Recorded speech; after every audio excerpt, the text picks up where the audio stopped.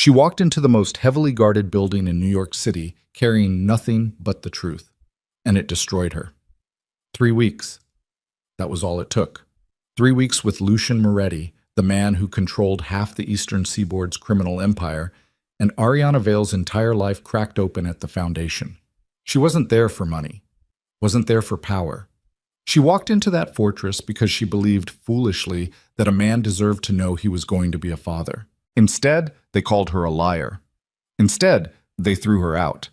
And the child growing inside her, the one they said could never exist, would change everything.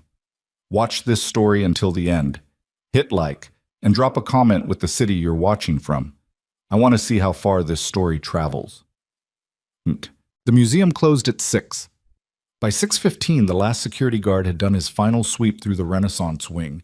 The overhead lights had dimmed to their after-hours amber glow, and Ariana Vale was still at her desk on the 3rd floor, surrounded by acquisition files she hadn't actually been reading for the past 40 minutes. She was staring at the test, not the first one.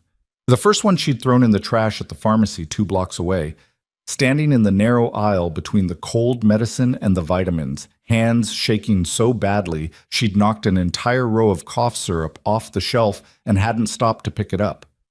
That one she'd convinced herself was faulty. Cheap brand.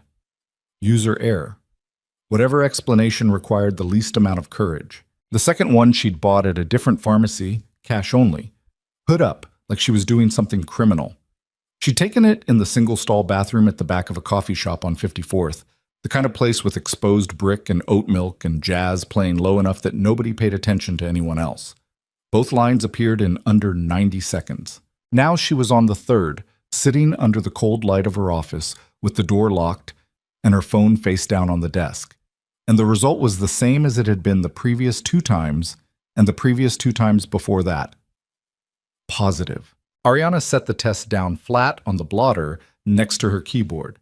She pressed both palms against the desk, breathed in through her nose, out through her mouth, the way her therapist had taught her 4 years ago during a different crisis that had felt unsurvivable at the time and now seemed almost quaint by comparison.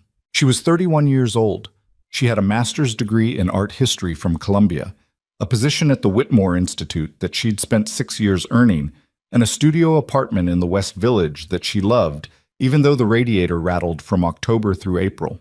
She had a younger sister who called too often, and a mother in Phoenix who called not enough, and a small, carefully constructed life that she had rebuilt from scratch after a previous relationship had left her with very little she recognized. And she had spent 3 weeks, 22 days to be exact, completely undone by Lucian Moretti. She hadn't known what he was.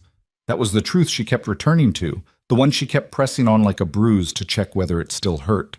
She'd met him at a private auction preview hosted by one of the Institute's major donors, a man named Gregor Vass, who collected both Flemish masters and dubious associations with equal enthusiasm. Lucien had been standing in front of a 17th century portrait of a Venetian merchant, the kind of painting most people glanced at and moved past.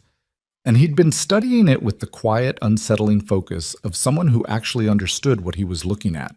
She'd made a comment, something dry about the subject's posture, suggesting a man who wanted to appear powerful more than he actually was. Lucien had turned and looked at her for a long moment before the corner of his mouth moved, and he'd said quietly that in his experience, the two weren't mutually exclusive. She should have left it there. She didn't. He was tall and dark-suited and had the kind of stillness that didn't read as calm so much as coiled. His eyes were dark, nearly black in the gallery lighting, and they moved over everything in the room with the methodical attention of someone who was always, on some level, counting exits. She'd noticed that later, after she knew. At the time she'd read it as intensity, as focus, as the particular magnetism of a man who was fully, completely present in a way that most people weren't. His name meant nothing to her. Not then. She found out 3 days later, after the second dinner, when her friend Camille had grabbed her arm across a restaurant table and said, very carefully, "Do you know who that is?" and pulled up a photograph on her phone of Lucien Moretti exiting a federal courthouse, surrounded by lawyers, his face blank and unreadable above a charcoal suit. Lucien Moretti, 41 years old, head of the Moretti Syndicate, the criminal organization that had controlled significant portions of New York's underworld for 3 generations. Suspected of no fewer than 6 federal offenses, charged with 2, convicted of none. Untouchable in every sense of the word, according to people who spent their careers trying to touch him. Ariana had looked at that photograph for a long time. Then she'd gone to the dinner anyway. She wasn't proud of that. She was aware of what it said about her judgment, her self-preservation instinct, her general grip on reality. She'd told herself it was curiosity, that she was an adult who could make informed decisions, that she could keep it contained. She'd been wrong on every count. 22 days. That was all.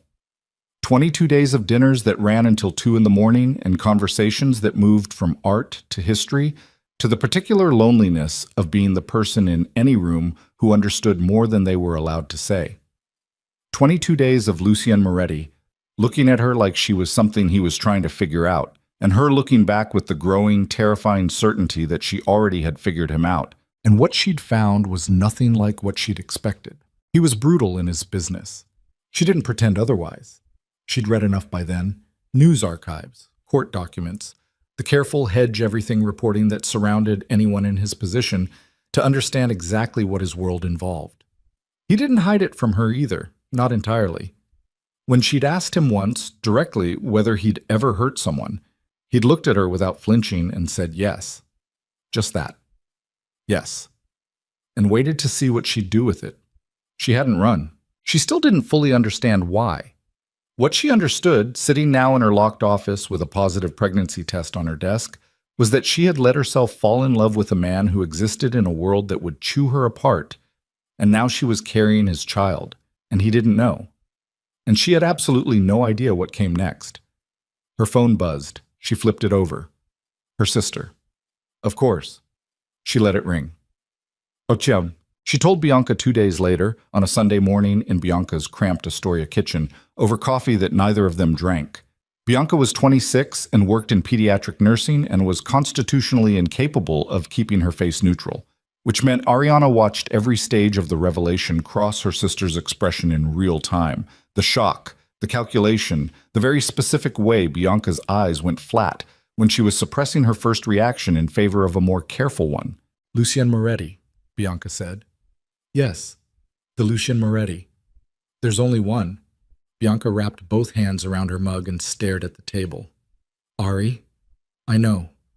That man has been in front of a federal grand jury twice. I know. He runs a criminal organization that has been connected to, Bianca. Ariana's voice came out harder than she intended. I know who he is. I'm not asking you to approve of the situation. I'm telling you what's happening. Bianca looked up. What are you going to do? I'm going to tell him. The silence that followed was its own kind of answer. You think that's smart? Bianca said finally, and it wasn't quite a question. I think he deserves to know. Ariana pressed her thumbnail against the edge of the mug. Whatever he is, whatever his world is, he deserves to know there's a child. And if he doesn't react the way you're hoping, Ariana looked out the kitchen window at the gray November sky. Then I'll know, and I'll figure out the rest from there. Bianca was quiet for a long moment. Then she reached across the table and put her hand over Ariana's. Didn't say anything, just held on. Todd. The Moretti Syndicate's primary operations hub was a building in Midtown that publicly presented itself as a private equity firm called Veritas Capital Management.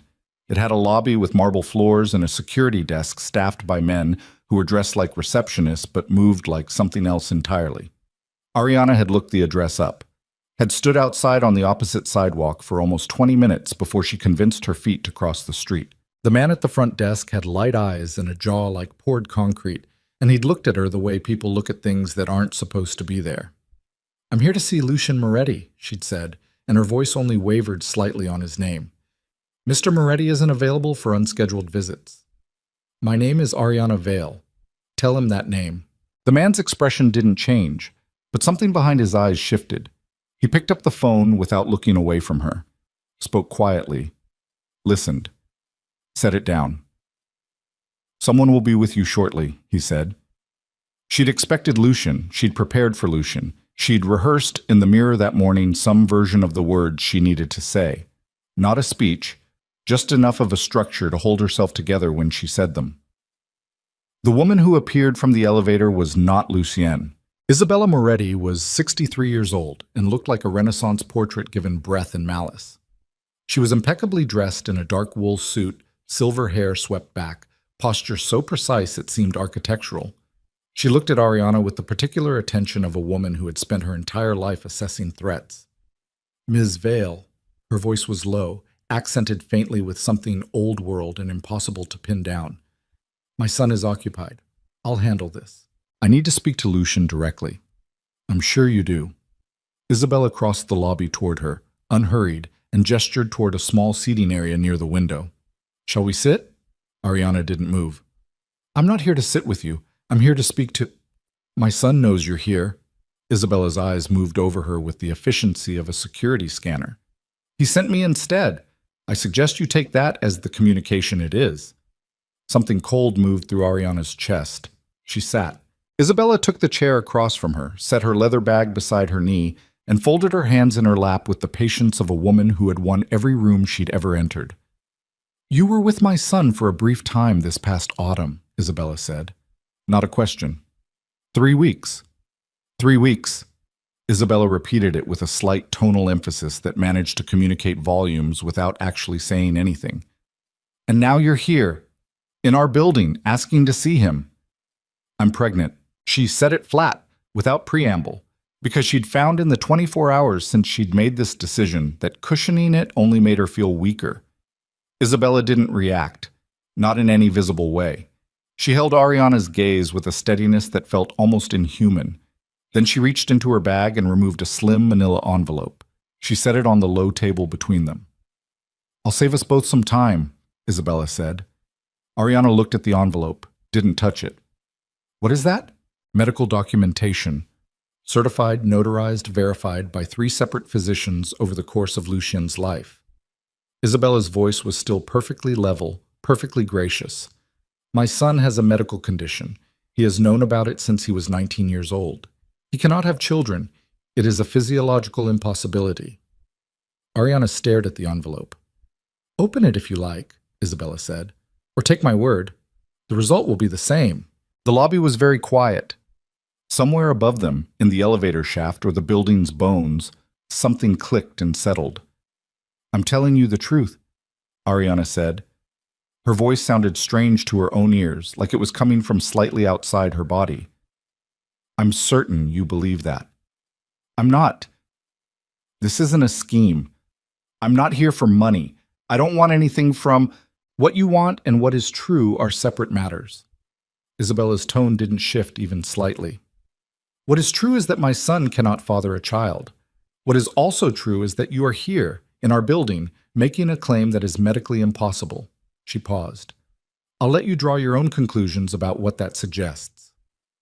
Ariana felt the heat rising in her face. She pressed it down hard. I want to speak to Lucien. My son is a busy man. Isabella picked up her bag from the floor, an unhurried gesture that served as a period at the end of a sentence. He's also a man who spent the better part of his adult life accepting a painful diagnosis with considerable dignity. I won't have that weaponized against him. She stood. I think we're done here, Ms. Vale. We're not done. The men near the door will escort you out. Isabella looked at her one final time, and the expression in her eyes wasn't cruelty exactly. It was something older and colder than that. Something that had decided long ago that certain situations required being ended rather than resolved. I'd advise you not to come back. She was halfway to the door, cheeks burning, eyes dry in the particular way that meant they were storing up for later when the elevator chimed behind her. She turned. Lucien Moretti stepped into the lobby. He was in a dark shirt, collar open, no jacket. He looked like he'd been working, or not sleeping, or both. He looked exactly the way he had at 2 a.m. 3 weeks ago. No, 5 weeks ago now. Time had done something terrible and elastic since then. He looked at her, and there was a long moment where his expression held something that might have been a dozen different things, and she couldn't read any of them. Ariana. Just her name. Like he was checking that she was real. Lucien. She took a step toward him, away from the door, away from the men who had been moving into position. I need to talk to you, privately, please. He looked past her. At his mother, she realized. She didn't turn to see what passed between them in that look. She kept her eyes on his face. "My mother told you," he said. It wasn't a question either. "She showed me a file. I don't care about the file." Something shifted in his jaw, a tightening. "Then what do you care about?" "I'm pregnant, Lucien." She said it again, same as she'd said it to Isabella, no cushioning. But this time her voice cracked on his name and she hated herself for it, hated how much ground it gave up. 12 weeks. I've seen the doctor. I have the scan if you need to. Stop. His voice had gone to somewhere flat and careful, the place she recognized from the early dinners when he'd been managing how much of himself was visible. Just stop. I'm not lying.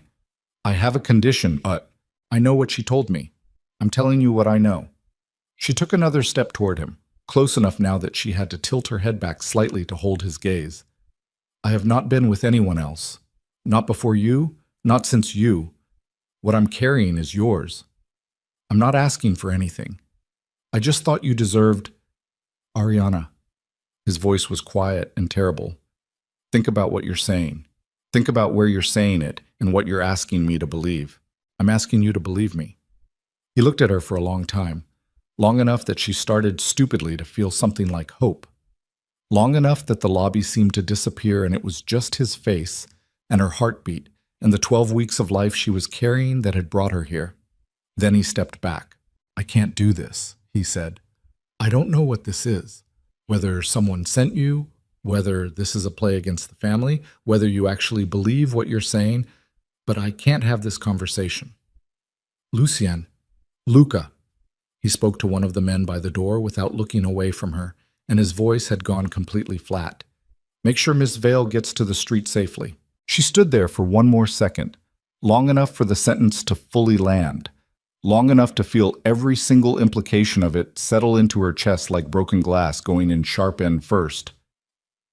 If you're wrong, she said very quietly, if there is any chance you're wrong about this, you're going to have to live with what you just did.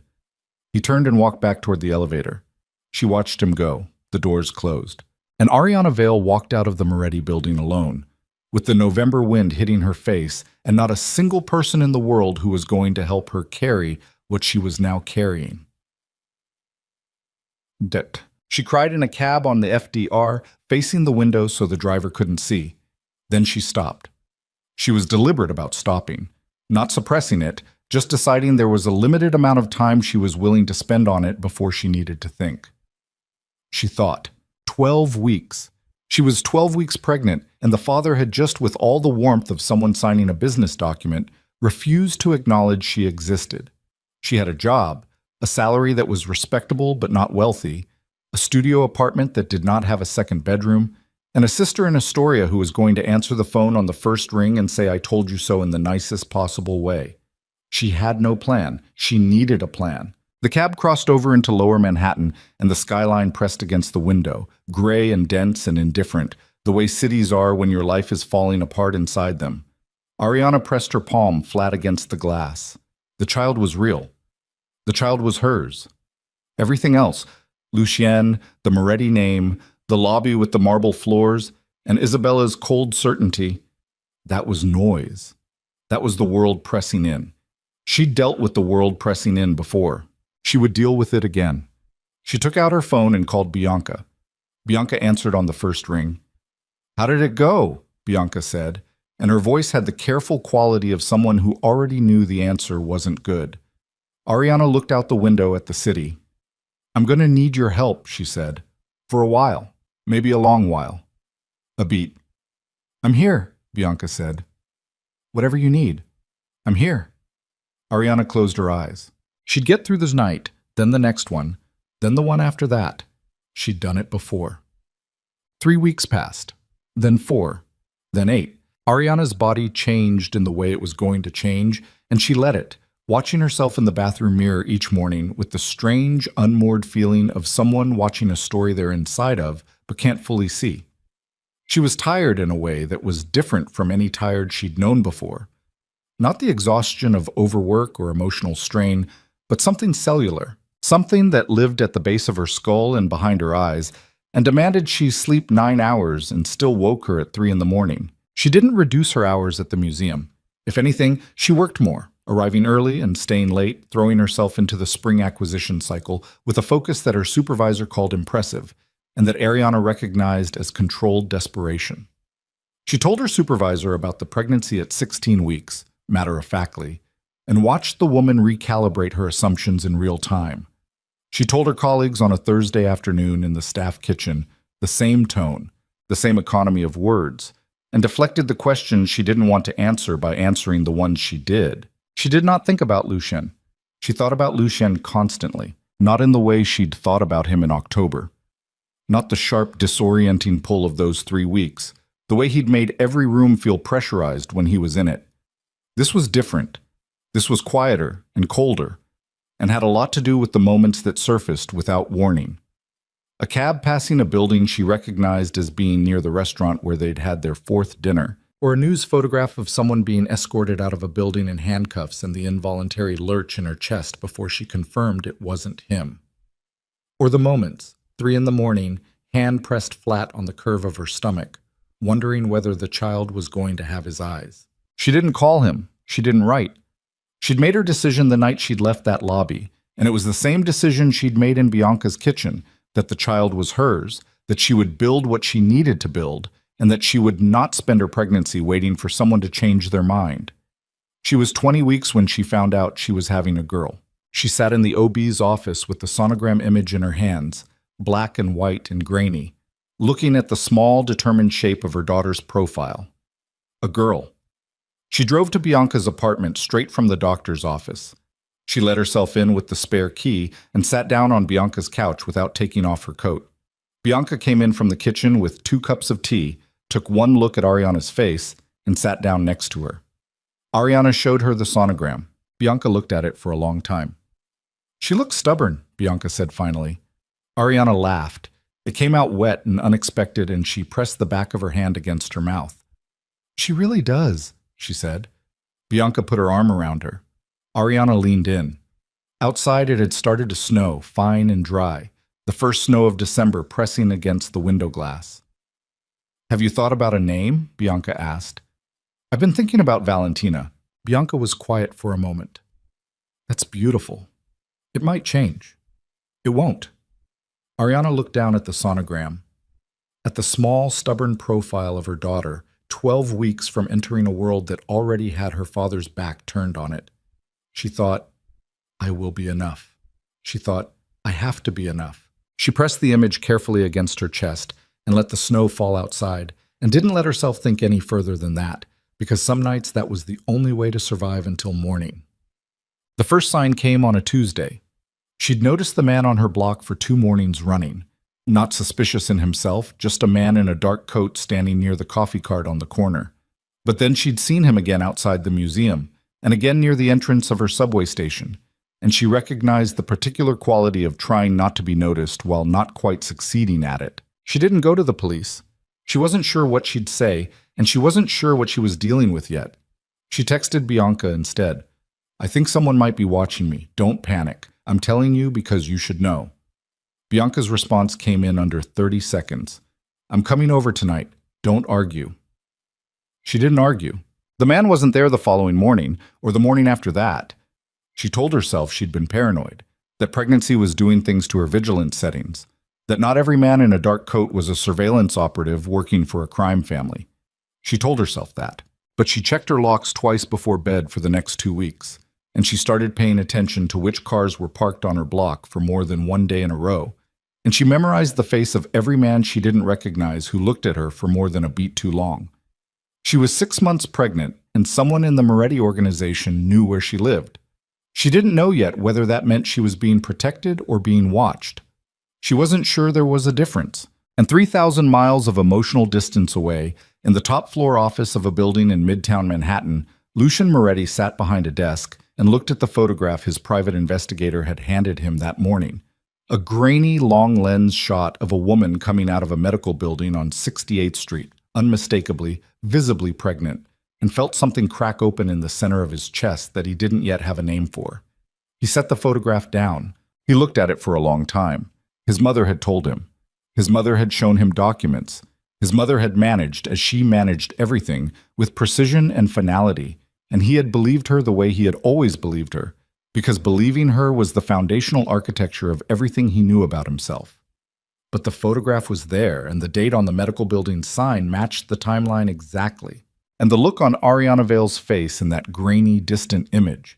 He'd seen that face in close-up for 22 days, and what he saw on it now was not the calculation of a woman running a con. It was the exhaustion of a woman carrying something alone that was never supposed to be carried alone. He picked up his phone. He put it down. He stood up from the desk and walked to the window and looked out at the city below. The city that belonged to him in the way that anything belongs to anyone, which was incompletely and temporarily and always at a cost. The photograph sat on his desk behind him. He didn't look at it again, but he didn't throw it away either. And somewhere in the gap between those two things, something was beginning, slow and inevitable as a fault line shifting underground. That was going to change every calculation he'd ever made about what his life was supposed to contain. The photograph stayed on his desk for 6 days. Lucien didn't move it, didn't file it, didn't hand it back to the investigator with instructions to close the line of inquiry. He just let it sit there at the edge of his blotter, face up, the way you leave something you're not done with, even when you keep telling yourself you're done with it. His assistant, Marco, noticed it on the 3rd day. Marco noticed everything. It was why Lucien kept him. But Marco was also smart enough to never comment on the things Lucien didn't invite comment on, so he simply set the morning briefing documents on the opposite corner of the desk and left without a word. On the 6th day, Lucien turned the photograph face down. On the 7th day, he called the investigator back in. "I need more," he said. The investigator, a compact, quiet man named Reeves, who had worked for the Moretti organization for 11 years and had the effect of someone who had long ago stopped being surprised by anything, opened his folder on the desk without asking for clarification. "She's 24 weeks, Reeves said. "OB is Dr. Patricia Solano at the Meridian Women's Health Center on 68th. All prenatal indicators normal. She's been attending appointments alone, except twice when her sister accompanied her." Lucien looked at the folder without touching it. The sister. Bianca Vale, 26, pediatric nurse at Lenox Hill. Clean record. No associations. Reeves paused. "She's been spending 2 to 3 nights a week at Ms. Vale's apartment since November." The timeline. Lucien did the math without wanting to. November. Right after Ariana had come to the building. Right after he'd sent her out into the street. "Has anyone approached her?" he asked. "Anyone from outside, anyone I should know about?" No contact from outside parties. Reeves hesitated, barely perceptible. "There was one anomaly. About 6 weeks ago, one of our perimeter contractors reported a surveillance vehicle parked on her block for approximately 72 hours. Not one of ours." Lucien looked up from the folder. "Not one of ours," he repeated. "It was clean. No plates we could trace. It pulled before we could get eyes on the operator." Who would have reason? Lucien stopped himself. He already knew the answer. In the world he operated in, there were no shortage of people who tracked his associations looking for leverage. A pregnant woman connected to his name, even tenuously, even deniably, was a resource to someone. It was always a resource to someone. He closed the folder. "Double the coverage," he said. "She doesn't see it. She doesn't know about it. But nobody gets near her." Reeves nodded once and picked up the folder. "And Reeves." Lucien's voice stopped him at the door. "Find out who owned that vehicle." He didn't sleep well. He hadn't slept well since November, if he was being honest with himself, which he generally tried not to be at 3 in the morning when honest came with a particular edge. He lay in the dark of his penthouse bedroom and stared at the ceiling and thought about medical documents. His mother had shown him the file when he was 19.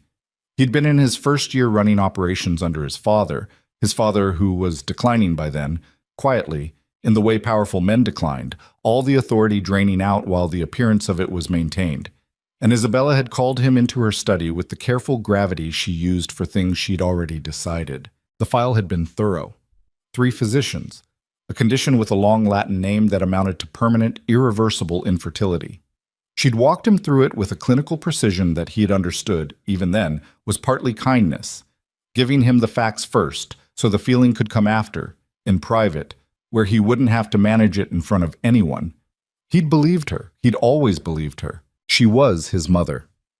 She was the person who had navigated the Moretti organization through a transition that should have destroyed it, who had buried his father and kept the empire intact through 3 years of external pressure and internal fracture. She was the sharpest, most clear-eyed person he had ever known. He had built his entire understanding of what his life could contain around that file. No children, no legacy in that particular sense, no person who would look at him the way he'd watched other men's children look at them, with that specific unearned trust that he'd observed from the outside his whole adult life and tried, mostly successfully, not to want. He turned over in the dark, 24 weeks. If the timeline held, and Reeves's timeline was meticulous, it always was, the child had been conceived in October, the 3 weeks with Ariana.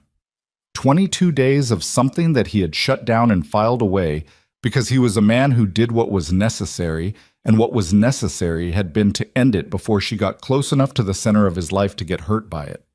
He told himself it was protection. He still wasn't sure that was wrong. But the photograph was still face down on his desk, and he could still see it perfectly, every detail, the way she moved, the particular set of her shoulders that he recognized from having watched her closely enough for 22 days that he could probably have described it in the dark. She wasn't running a con. He knew cons. He'd been in rooms with people running them since before he could name what he was witnessing. There was a specific quality to performance, even excellent performance. A slight overcalibration, a fraction of a second's delay between stimulus and reaction. Ariana Vale hadn't had any of that. In his lobby, in front of his mother, saying words that should have been calculated and were instead just plainly, uselessly true, she'd had none of it. He'd sent her out anyway. He pressed his palm flat against his eyes. The child was 6 months along, and the father had looked at her mother and made a calculated decision and turned his back. He didn't sleep at all that night. He went to see his mother on a Friday.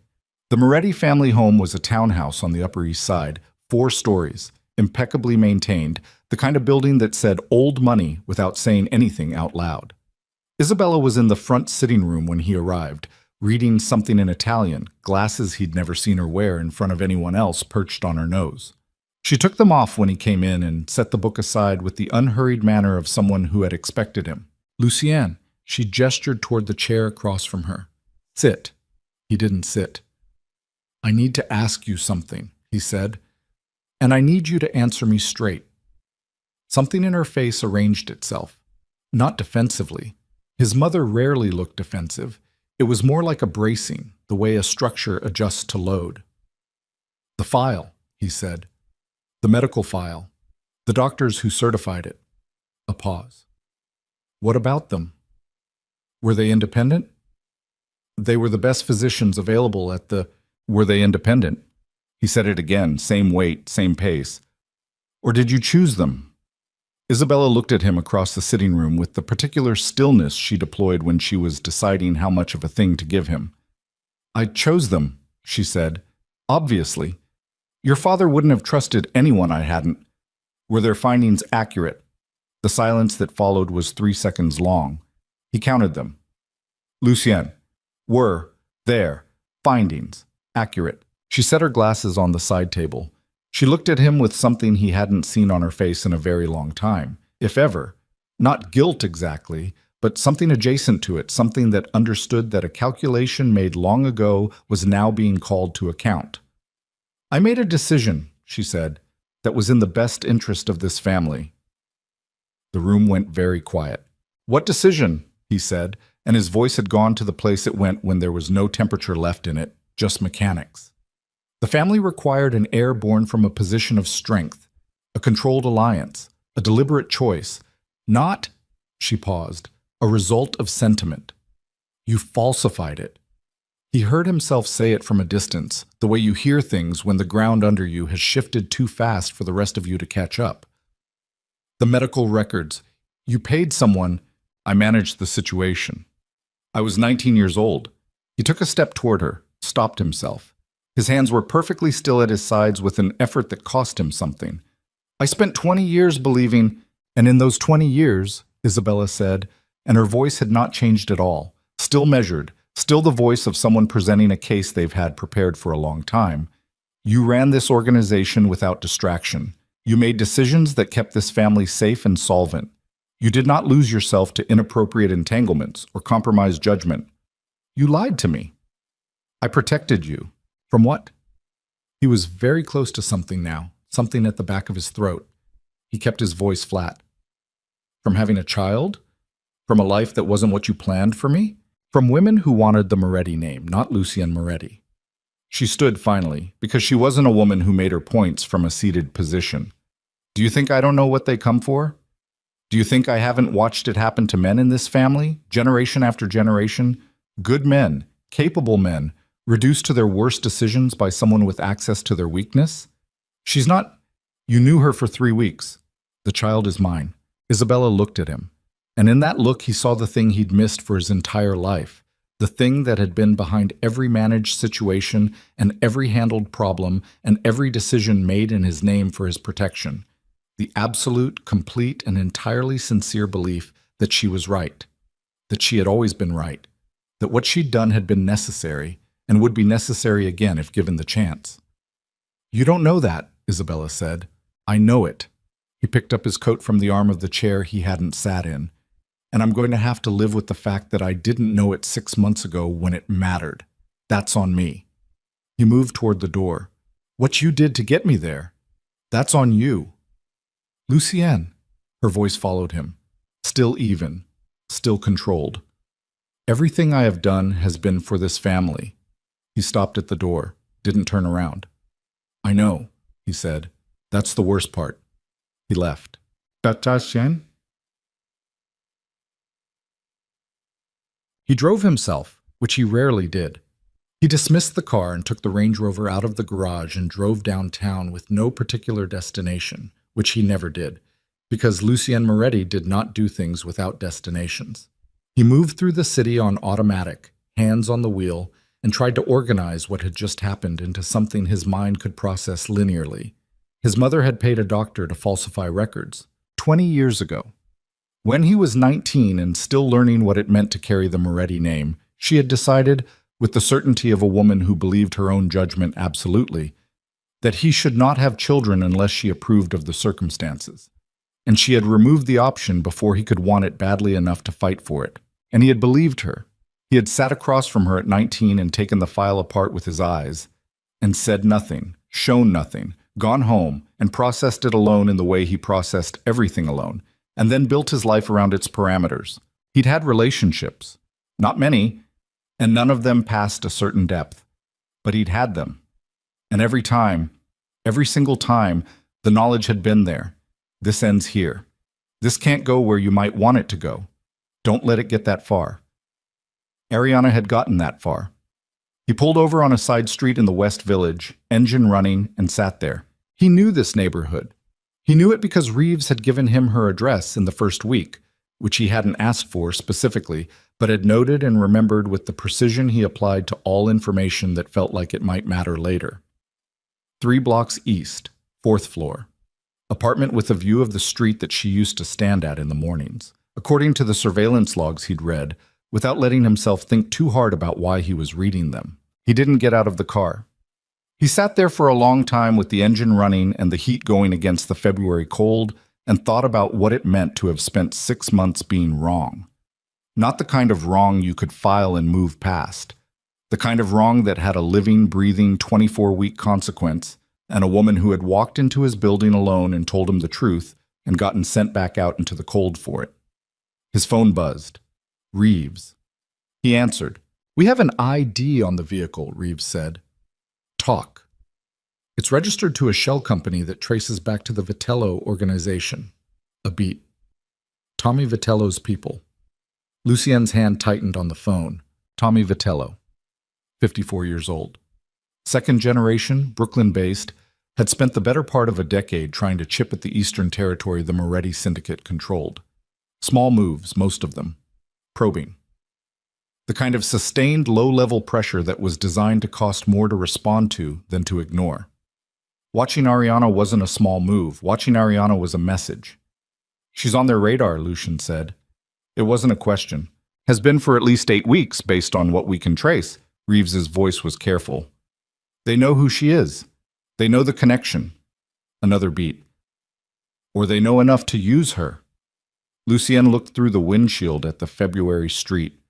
Gray afternoon, a few people with their heads down against the wind, the ordinary and different life of the city moving past. 3 blocks east. Increase coverage to 24 hours, he said. Rotating teams. I want eyes on her building, her subway station, the museum, and the doctor's office. Any Vitello associate comes within 2 blocks of her, I want to know before he gets to one. Understood. Reeves paused. There's something else. Say it. She made the surveillance. Our guy on her block Monday. She clocked him. She didn't approach, didn't call anyone, but she changed her route the following morning, and she's been varying her schedule since. She knows someone's watching. Lucien closed his eyes for exactly 2 seconds. Of course she did. Of course Ariana Vale, who moved through rooms with the careful attention of someone who had learned early that things could turn on you without warning, had noticed.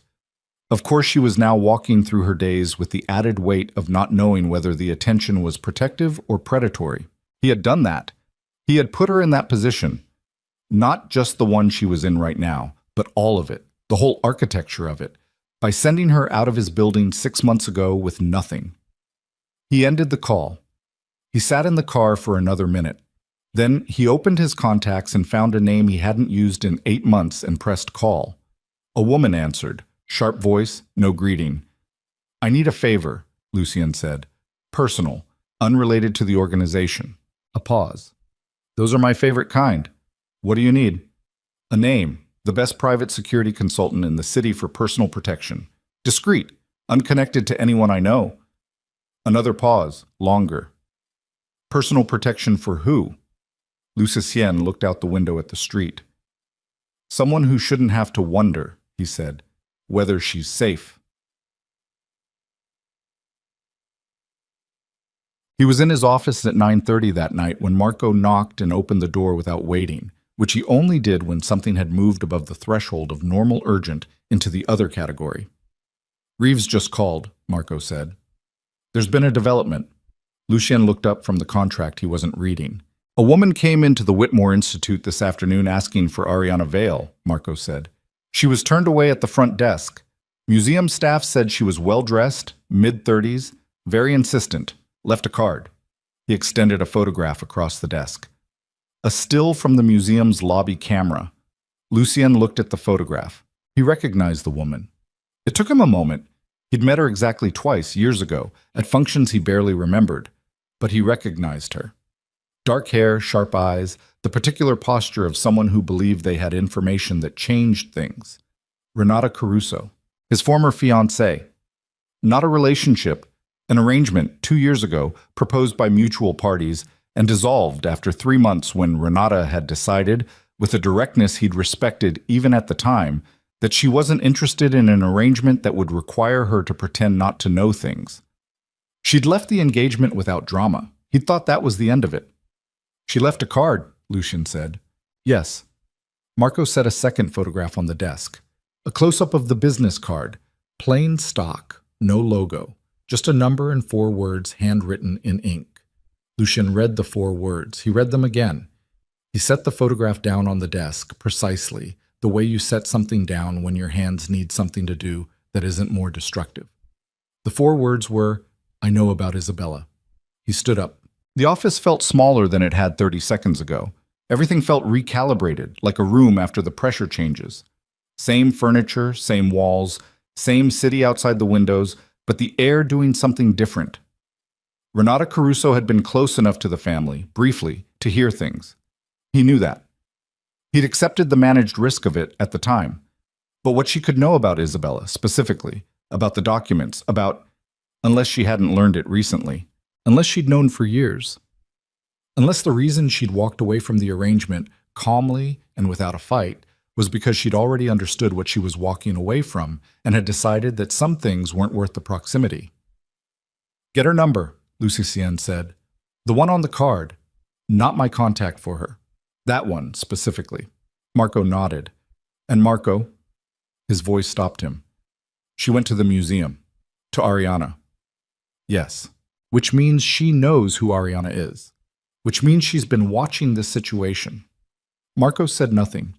He was smart enough to know when a sentence didn't need a response. Find out how long, Lucien said. Marco left. Lucien stood behind his desk in the 9:30 quiet of his office and felt the thing he'd been holding at arm's length for 6 months beginning to close the distance whether he wanted it to or not. Renata Caruso had gone to the museum. She'd asked for Ariana by name. She had 4 words written on a card that suggested she was carrying a detonator for the foundational lie his mother had built into the bedrock of his life. And Ariana, 26 weeks pregnant, surveilled by the Vitello organization, varying her routes because she'd clocked a man on her corner. Ariana was sitting 3 blocks west of where he'd parked his car this afternoon, entirely unaware that multiple separate forces were now converging on her life from directions she couldn't see. He picked up his phone. He held it in his hand. He thought about the lobby. November.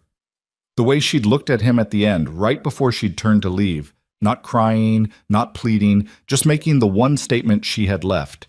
If you're wrong, you're going to have to live with what you just did. He'd lived with it every day since. But living with it, he was understanding now, was not the same as fixing it. He pressed her number. His thumb hovered. He hadn't deleted it. He told himself that meant nothing. It meant something. He didn't press call. Not yet. Not tonight, not like this.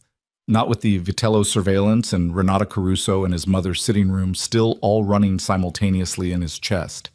If he was going to do this, and he was, he could feel the inevitability of it settling into his bones like weather. He was going to do it right.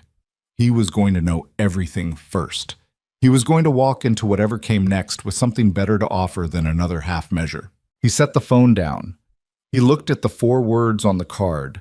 The empire he'd spent his life running had survived wars, federal investigations, betrayals, and transitions that should have destroyed it. It had survived because the Moretti organization made decisions on complete information and moved with precision. He was going to apply that to this. And whatever his mother had buried 20 years ago in a notarized file paid for with syndicate money, it was about to... The call came through at 11:47. Not from Reeves. Not from Marco. From a number Lucien didn't recognize, which meant someone had gone through the effort of finding a channel he hadn't given them, which meant the call was either very important or very dangerous, and the odds were approximately equal on both. He answered, Mr. Moretti, a woman's voice, precise, unhurried, with the specific quality of someone who had rehearsed the opening and was now committed to it. My name is Renata Caruso. I believe you've been looking for my number. Lucien sat back in his chair. You went to the museum. I did. You left a card for a woman who has no idea who you are. She needs to know who I am. A pause. She needs to know what I know. I went to her first because I thought... Another pause. Shorter, a recalibration. I thought it might be easier coming from someone who wasn't connected to your world. I was wrong about that. So now I'm calling you. Talk, he said, not on the phone. Then when? Tomorrow morning, 8 o'clock. The coffee shop on 51st and Lex, the one with the green awning. Come alone. Another beat. I know you won't come alone, but come without anyone I'll be able to see. That's the version of alone I'm asking for. He looked at the photograph of her on his desk. Sharp eyes.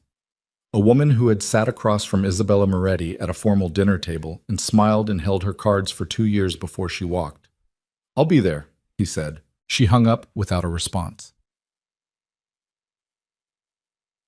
He was there at 7:50. The coffee shop was narrow and warm, the kind of place that had been there since before the neighborhood changed and had survived by being invisible to the type of people who changed neighborhoods. 2 men from Reeves's team were stationed outside, one at the corner, one across the street, in exactly the configuration Renata had predicted and requested he conceal. He ordered black coffee and took the table at the back with his chair against the wall, which he always did, everywhere, without thinking about it anymore. Renata arrived at 8:02. She was exactly as she'd looked in the lobby camera photograph, put together in a way that was professional rather than performative. Dark coat, no jewelry except small gold earrings, carrying a bag that was practical enough to suggest she'd thought about what she needed to bring. She scanned the room when she came in, found him, and walked to the table without stopping at the counter. She sat down across from him and put the bag on the table and looked at him with the directness of a woman who had been waiting to have this conversation for long enough that the anxiety had burned through and left something cleaner on the other side. "You look like you haven't slept," she said. "You didn't ask me here to discuss my sleep." "No." She unzipped the bag and removed a manila folder, not unlike the one Isabella had produced in his lobby 6 months ago, and the similarity was not lost on him, and set it on the table between them. "I've been holding this for 2 years," she said. "I want you to understand that I didn't sit on it out of malice. I sat on it because I wasn't sure it was my place. And then I heard about Ariana Vale, and I understood that my place or not, staying quiet was going to cost someone something they couldn't afford to lose." He looked at the folder. "Where did you get it?" "From your mother's private physician, Dr. Emil Hartmann. He retired 18 months ago, moved to Portugal, and apparently decided that distance made confession easier." She held his gaze. "He reached out to me. I had spent 3 months in your family's orbit. He knew me by name, knew I'd left the engagement.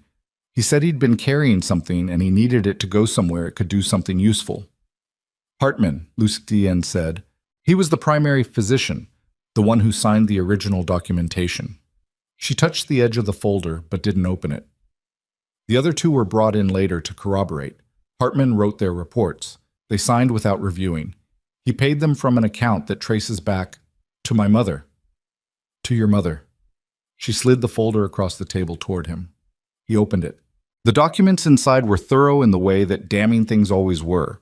Not dramatic, just dense. Financial transfers.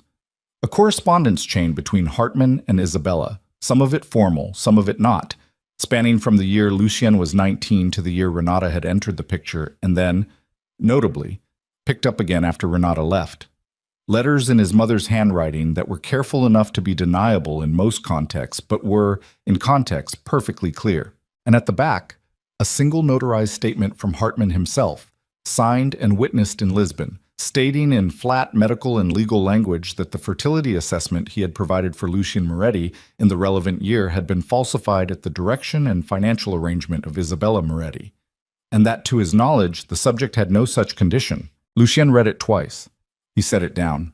He picked up his coffee, which had gone lukewarm, and drank half of it because he needed something to do with his hands that wasn't putting them through the table. "She did it again," Renata said quietly. "When I came into the picture. That's in the correspondence. She contacted Hartmann again, asked him to confirm the original records were clean, told him there was a woman who might ask questions. You were asking questions. I had a right to know what I was walking into." Renata's voice didn't waver. "I found out about the falsification 4 months into the arrangement.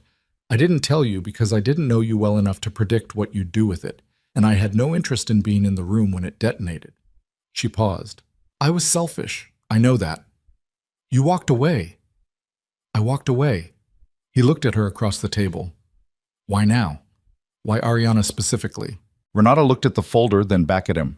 "Because she's 26 weeks pregnant and alone, and someone from the Vitello organization has been watching her building." She let that land.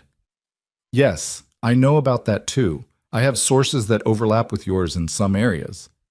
She folded her hands on the table. "And because your mother knows about the pregnancy. She's known for weeks. And the reason I'm sitting across from you in this coffee shop at 8 in the morning, instead of still waiting for the right moment, is that 3 days ago, Hartmann called me from Portugal and told me he'd received a visitor." Lucien went still. "Someone connected to the Moretti organization," Renata said. "He didn't know the name, but the message was clear enough. The original records needed to stay buried. There were financial incentives attached, and a reminder that Hartmann had a daughter in Lisbon and a practice that was still technically active. The coffee shop around them continued its morning business. Espresso machines, low conversation, the ordinary noise of the city's indifference. Lucien sat in the middle of it and felt something he rarely felt, something he had trained for 20 years to minimize because it was the least useful emotion available to a man in his position. Fear, not for himself. For a woman 3 blocks from where he'd parked his car last night who did not know that the situation surrounding her had been metastasizing for months while he'd been sitting behind his desk looking at a photograph. "My mother sent someone to Lisbon," he said, "and it came out very flat. 3 days ago, to silence the only person who could independently verify the falsification. Yes, he closed the folder. He closed it carefully, the way you close something you're not going to let out of your hands. He stood up. Lucien, Renata's voice stopped him. Whatever you're about to do, she's already moving. Your mother. She's been managing this since Ariana walked into your building. The surveillance, the documents, the Lisbon visit, that's not containment. That's escalation. He picked up the folder. I know, he said. You need to go to Ariana before... I know. He looked at Renata Caruso across the small coffee shop table and felt, briefly, something like gratitude. The kind that has nothing comfortable in it, the kind that comes attached to the weight of everything it's cost. Thank you, he said, for not burning this when you had the chance. She looked at him steadily. Go. He called Reeves from the street. Where is she right now? He said, moving toward the car. Museum. Arrived at 8:15, standard route. Any movement on the Vitello surveillance in the last 48 hours? A pause that lasted 1 second too long. There's been an update. I was going to brief you at 9. Lucien stopped walking. Brief me now. The vehicle is back. Different plates. Same shell company. It's been stationary on her block since last night. Another pause. And we picked up a conversation, audio from a Vitello associate 2 days ago. They're not just watching her, they're building a timeline on her movements. A timeline for what? We don't have the full picture yet, but the pattern suggests... Reeves stopped. It suggests they're waiting for a window, a moment when she's alone and the route is predictable. The street noise around Lucien, taxis, foot traffic, a delivery truck idling, seemed to go very far away. Get 2 men inside the museum, he said. Now, don't announce it, don't approach her, just get them in the building. He was already moving. And Reeves, if anyone from the Vitello organization moves toward that building before I get there, understood. He ended the call and got in the car. The Whitmore Institute was 12 blocks away, and he drove it in 6 minutes in ways that his security team would have objected to if any of them had been in the car. He left the Range Rover in a loading zone and went through the front entrance at a pace that was controlled enough not to cause a scene and fast enough that the woman at the welcome desk started to rise from her chair. Ariana Vale, he said, third floor, she's expecting me. She wasn't expecting him. But the way he said it foreclosed the question, and the woman sat back down, and he took the stairs because the elevator was slower and he was done being slower. The 3rd floor was the administrative corridor, offices, storage, the long climate-controlled hallway that led to the private acquisition rooms. He'd memorized the layout from the building plans Reeves had pulled 6 weeks ago, a detail he'd filed as precautionary and was now grateful for in a way that had a specific sick quality to it. He found her office at the end of the hall, door half open. He could see her through the gap, sitting at her desk, turned toward her monitor, reading something, a pencil in her hand that she was tapping against the edge of the desk in the unconscious rhythm of concentration he recognized from 22 days of close attention. She was very visibly pregnant in a way that photographs had not fully prepared him for. He pushed the door open. She turned. The pencil stopped. The silence between them lasted approximately 4 seconds and contained approximately 4 months of everything that hadn't been said, and the expression on her face moved through shock, and then something harder, and then settled into a controlled blankness that he recognized as the thing people deployed when they needed to not feel something in front of someone who had already cost them too much. You need to leave, she said. I need 5 minutes. You need to leave my office, Lucien. Ariana. He stepped inside and closed the door behind him. Not all the way, just enough. I know this is the last thing you want right now. I know I don't have standing to be here, but there are people watching you. I know about the people watching me. Her voice was level, but her hand had tightened around the pencil. I've known for weeks. You don't know all of it.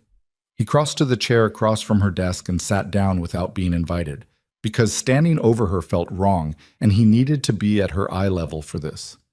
The surveillance on your building, it's not mine. She looked at him. I thought it was yours. Part of it is mine. He said it without softening it because she deserved facts, not management. I put coverage on you in February when we identified an outside interest. The vehicle on your block right now, different organization, people who have spent 10 years trying to find leverage against my family. Something moved across her face. Not fear exactly. Ariana Vale processed things differently than fear, he'd learned that. But a recalibration, a rapid internal adjustment. They're using me, she said. Not a question. They're building a picture of your movements, waiting for a window. She set the pencil down, flat, deliberate. What kind of window? The kind that ends a conversation permanently. He held her gaze. I'm not saying this to frighten you.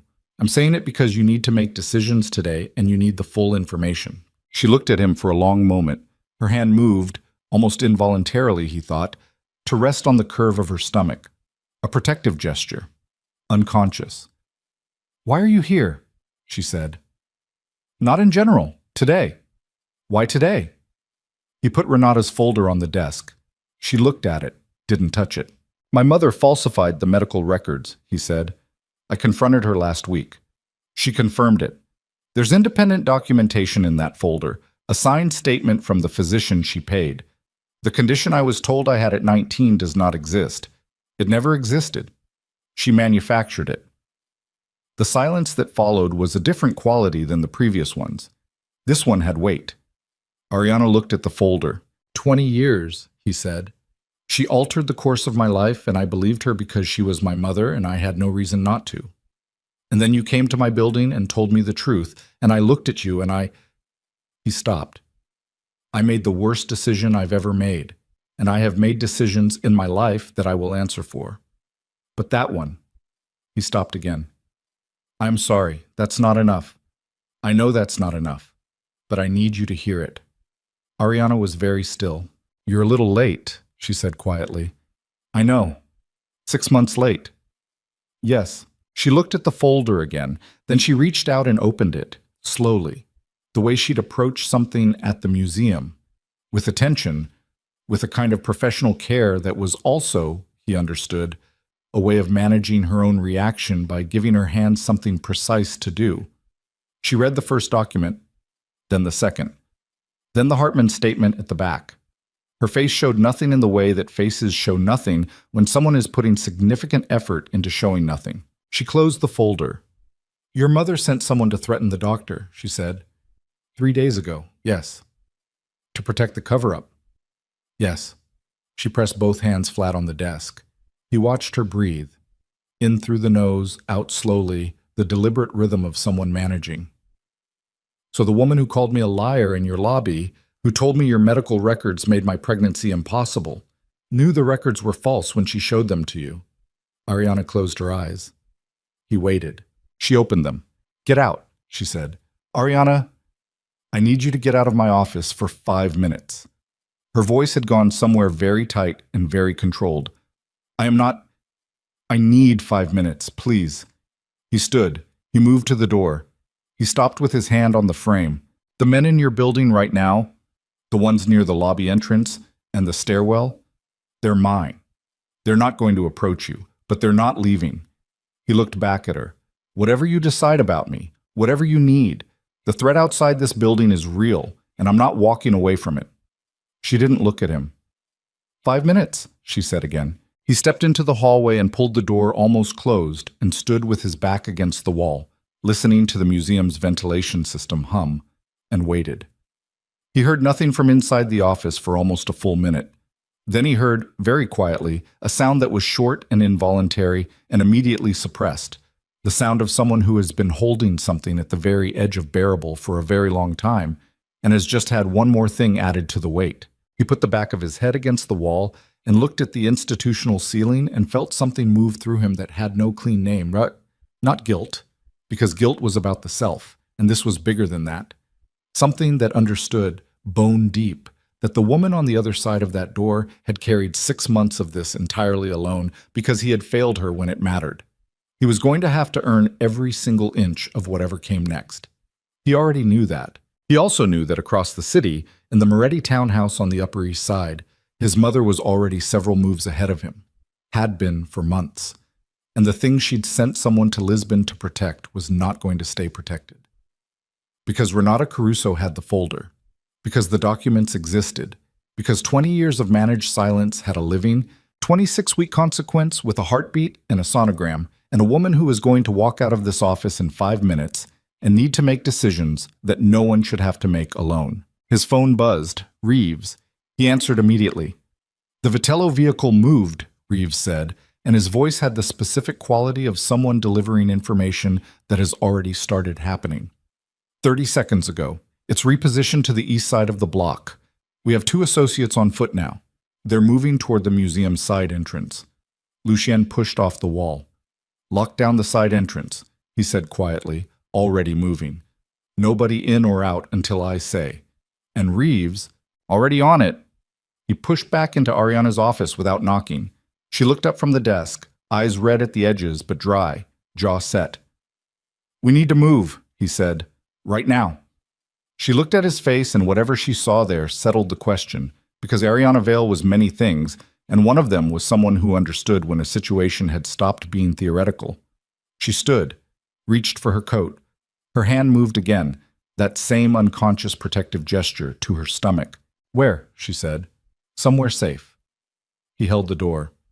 I'll explain on the way. She picked up her bag. She walked toward him. She stopped in the doorway, close enough that he could see the particular exhaustion around her eyes that had been there since February in the surveillance photographs, and was worse now in person, and she looked at him with an expression that had nothing left in it that was soft. If you put my daughter in danger, she said very quietly, I will burn everything you've built to the ground. He held her gaze. I know, he said. Let's go. They moved into the hallway together, fast and close, and behind them in the office the folder sat open on the desk. The Hartman statement face up, the signature at the bottom of the page, the notary seal pressed into the paper like a verdict that had been 20 years in the delivering.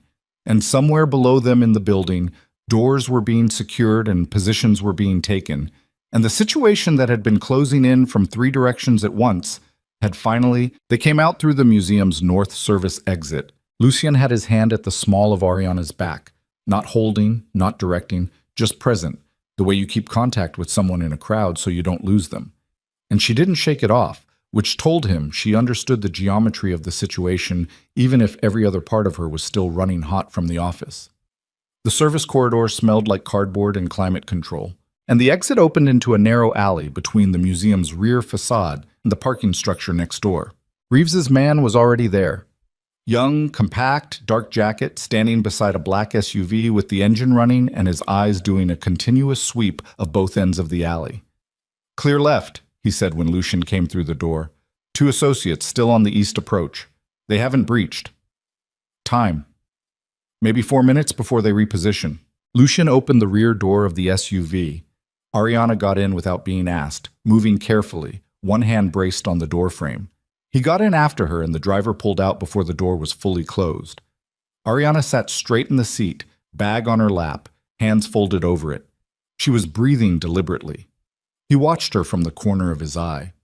The controlled rhythm of it, the jaw set, the way she was treating her own fear like a project to be managed rather than a thing to be felt. Where are we going? She said. Safe house in Tribeca. My organization's but clean, no active operations running through it. It's residential cover. How long? Until I understand what Vitello's people were moving toward. Hours. Maybe overnight. She turned and looked at him directly. I need to call Bianca. Yes. And I need someone to go to my apartment for my bag. There are things I need that are... She stopped. Her hand moved to her stomach. Medical things. My prenatal supplements, my blood pressure cuff. I've been monitoring weekly. I'll send someone. I need to tell them exactly where everything is. Tell me and I'll relay it. She looked at him for a moment, assessing, the way she always assessed, with that precise curatorial attention she applied to things she was trying to determine the value of. And then she told him. Bathroom cabinet, second shelf, nightstand, left drawer, the blue bag behind the bedroom door. She described her apartment with the matter-of-fact efficiency of a woman giving directions to a location she'd thought she'd never have to evacuate, and he relayed it to Reeves by text while she talked. The SUV moved through midtown traffic. Gray morning, starting to cloud over. The city doing its indifferent thing outside the windows. Your blood pressure, he said. Is it a concern? It's been borderline. She didn't look at him. Stress doesn't help. He said nothing. She turned back to the window. A cut. The safe house was a brownstone on a quiet block in Tribeca. Ground floor unit, steel-reinforced door behind a standard wooden one, windows that were filmed to read as ordinary from the street. Inside it was spare and functional, a living area, a kitchen, 2 bedrooms, a bathroom. Nothing personal. The kind of place that was designed to be inhabited without being lived in. Ariana walked in, looked around, set her bag on the kitchen counter, and turned to face him with her arms crossed.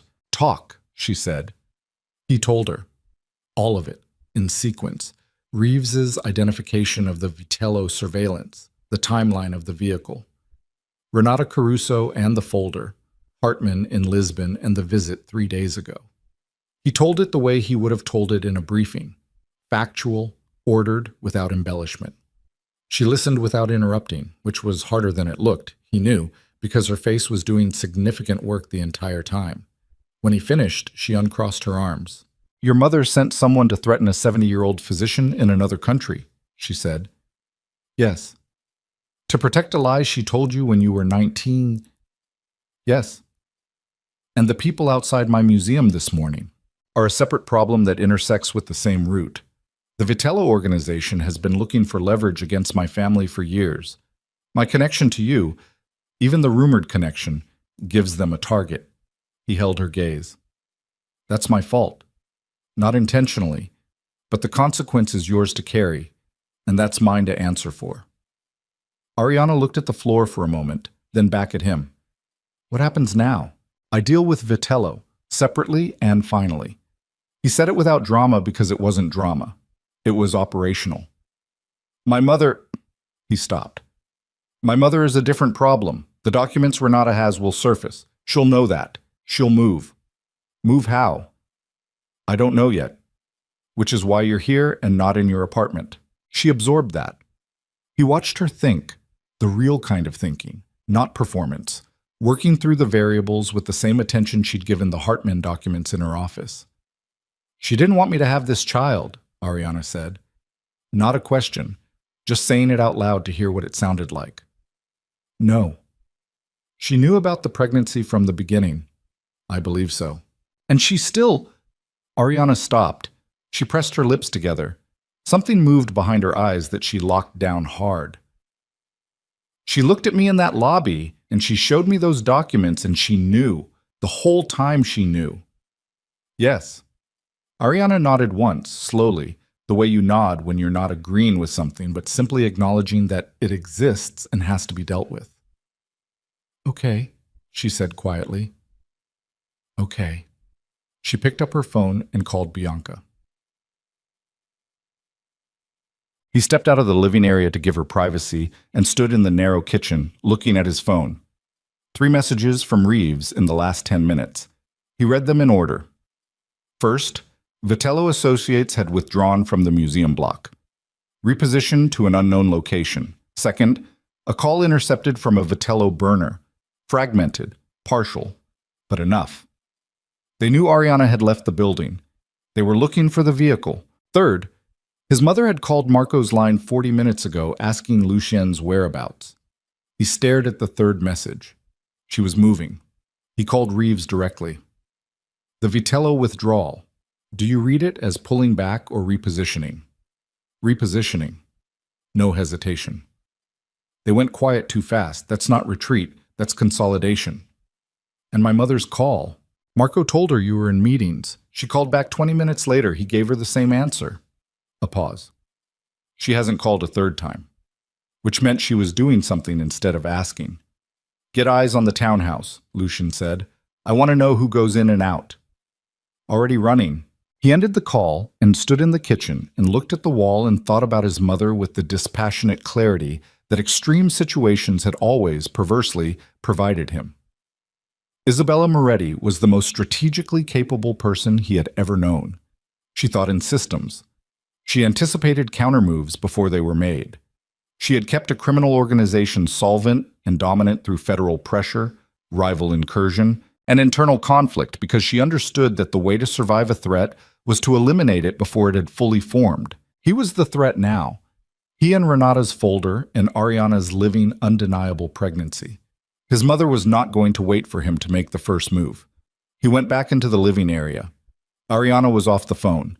She was sitting on the couch with her hands pressed together between her knees, a posture he hadn't seen on her before, less controlled than she usually held herself. The exhaustion and the adrenaline and the 26 weeks of physical weight all showing simultaneously. "Bianca is coming," she said. "I'll send a car. She's not taking the subway to an address connected to my family, while Vitello has active people looking for your vehicle." He said it gently, which cost him some effort because gentle was not a mode he'd spent much time in. "She takes my car, or she doesn't come." Ariana looked at him. "Fine," she said. He sent the car. He sat down across from her. Not beside her. She hadn't given him that, and he wasn't going to take it. And for a moment, neither of them said anything. The safe house was very quiet. Somewhere in the building's walls, pipes moved and settled. "I want to ask you something," Ariana said, "and I need you to answer me honestly, even if you think I can't handle it. Ask. The people outside my museum this morning, if you hadn't been there, if your coverage hadn't been on me," she held his gaze. "How close was it?" He thought about the Reeves timeline, the repositioned vehicle, the two associates on foot moving toward the side entrance. "Close," he said. She closed her eyes for exactly 3 seconds, opened them. "My daughter is not going to be born into this," she said. "Whatever happens between you and me, whatever you need to do about your mother and about these Vitello people, my daughter is not going to live her life looking over her shoulder because of a name she didn't choose." "No," he said, "she's not. That's not a reassurance I need from you. That's a condition." "I understand. Do you?" She leaned forward slightly. "Because conditions in your world and conditions in mine are different things. In your world, a condition is something you negotiate. In mine, it's something that exists whether or not you agree." He looked at her, at the exhaustion and the fury and the 6 months of carrying something impossible, and the specific, irreducible love for a child not yet born that was behind every word she'd said since he'd walked into her office. And he felt something settle into place in his chest that was not comfortable and was not reassuring and was exactly, precisely right. "In my world," he said carefully, "a condition stated by someone I have wronged is the only kind that counts." She looked at him for a long moment. Then his phone rang. "Reeves." He answered. "We have a problem," Reeves said. The way he said it had a specific weight. Lucien stood. "Talk." "Hartman is dead." A beat. "Found this morning in his apartment in Lisbon. Ruled cardiac event, but the timing, I know what the timing means." His voice had gone completely flat. "What else?" "The Caruso woman's phone went dark 40 minutes ago. She's not at her apartment, not at any of her known locations. Her assistant says she left a meeting this morning without explanation and hasn't been reachable since." Lucien turned away from Ariana, dropped his voice. "Renata, we don't know where she is. Find her." "There's more." Reeves's pause was exactly the length of something very bad. "A car registered to the Moretti household staff left the townhouse 40 minutes ago. We tracked it to a parking structure on 44th. It's been sitting there since. No movement. 44th Street, 4 blocks from the safe house. The air in Lucien's lungs went somewhere else." "She knows where we are," he said. "I don't see how—" "She knows." He was already moving toward the window, not touching it, staying back, to the side, the way he'd been trained. The street outside was ordinary, parked cars, a woman walking a dog, a delivery man, all the furniture of a city that didn't care. "Marco's phone, is he clean?" A pause, longer this time. "Marco's been with the organization for— Is his phone clean?" The pause that followed was its own answer. "I'll find out," Reeves said. Lucien stood at the edge of the window and looked at the street and thought, 12 years. Marco had been with him for 12 years. Had been in every room, every meeting, every crisis. Had been the voice Lucien trusted without thinking to verify the trust. Because some things were foundational, and you didn't test foundations unless you wanted to discover they were hollow. He thought about his mother, about the patients she operated with, about how far ahead she always planned. How long would it take, he thought, to turn someone who had been in your son's confidence for 12 years? How much would it cost? How would you frame it so that the person being turned believed they were doing the right thing? protecting the family, protecting the organization, protecting Lucian himself from a situation that threatened everything? Not long, not much. And you'd frame it as loyalty. Lucien, Ariana's voice behind him. She'd heard enough of the call to know something had shifted. Her voice was steady, deliberately, effortfully steady. What's happening? He turned around. She was standing in the middle of the safe house living room with her coat still on, one hand on the back of the couch, looking at him with the expression of a woman who needed the truth and was going to get it whether or not it was survivable. My mother knows we're here, he said. We need to move. Move where? I need to think. Lucien. Her voice cracked on his name, not with fear, with the particular, precise frustration of someone who has been managed and redirected and handed incomplete information for 6 months and is done. Tell me what is happening right now. He crossed to her, stood close enough that she had to tilt her head slightly to hold his eyes. My mother has someone inside my organization, he said. She knows this location. She has resources, and she is moving them, and I do not know exactly what she's moving toward, but I know her well enough to know she doesn't do anything without an endpoint in mind. Ariana absorbed this. And Vitello, she said. Vitello is a separate problem that is possibly about to become the same problem. She stared at him. Your mother and Vitello. My mother is pragmatic before anything else. He watched the understanding move across her face. Slow, and then fast, the way comprehension always worked, when the conclusion was something you didn't want to reach. An alliance of convenience, information in exchange for me, Ariana said. The word dropped into the room and sat there. She wouldn't, Ariana said. Her voice had gone very quiet. She's your mother. She wouldn't hand her own grandchild to... She doesn't accept that this child is her grandchild. He held her gaze through it. She never has. That's the entire architecture of this. If this child isn't real to her, then you are an asset to be traded, not a person to be protected. Ariana's hand went to her stomach. The gesture cracked something in him that he kept his face away from. We are leaving, he said. Right now. I have a location. Outside the city, no connection to the organization, nothing my mother has ever had access to. I need you to trust me for the next 2 hours. She looked at him. Her jaw worked. 2 hours, she said. 2 hours. She picked up her bag from the couch. He pulled out his phone to call for the car, and the window behind him exploded inward. Not a gunshot. Glass. And then a percussive crack. And then the smoke, gray and immediate, filling the room from the canister that skidded across the floor. Lucien had Ariana by the arm before the glass stopped falling, pulling her back toward the interior hallway, away from the windows, his body between her and the source. She didn't scream. She made one sharp sound, surprise, not panic, and then she was moving with him, fast, one hand locked in his, the other pressed against her stomach. Hallway, he said. Interior wall. Stay low. I can't exactly, she said, breathless. I know, just keep moving. The front door held, reinforced. It was going to hold for a minute, maybe 2. The smoke was thickening, acrid, the tear gas variety designed to disorient rather than incapacitate. Lucien's eyes were burning already. He pulled his jacket up over his nose, pushed Ariana's face against his shoulder. Don't breathe it. Turn your face. She pressed against him. He could feel her shaking. Not fear, he realized. Exertion, the physical effort of moving fast at 26 weeks with her lungs trying to process compromised air. He got to the rear bedroom. Interior. No windows. He pulled the door shut behind them. His phone. He had it out and Reeves was already calling. Reeves, who had heard the break and was tracking the situation. Rear of the building, Reeves said immediately. 2 on the back exit. We have 1 man engaging, but... A sound from the hallway. The front door. It hadn't held 2 minutes. It had held 40 seconds. Lucien put the phone in his pocket without ending the call. He looked around the room. The interior walls, the closet, the space under the window that was just barely above ground level and led to the building's utility access. He looked at Ariana. Her eyes were streaming from the smoke, jaw set, chest heaving, hand still pressed flat against her stomach.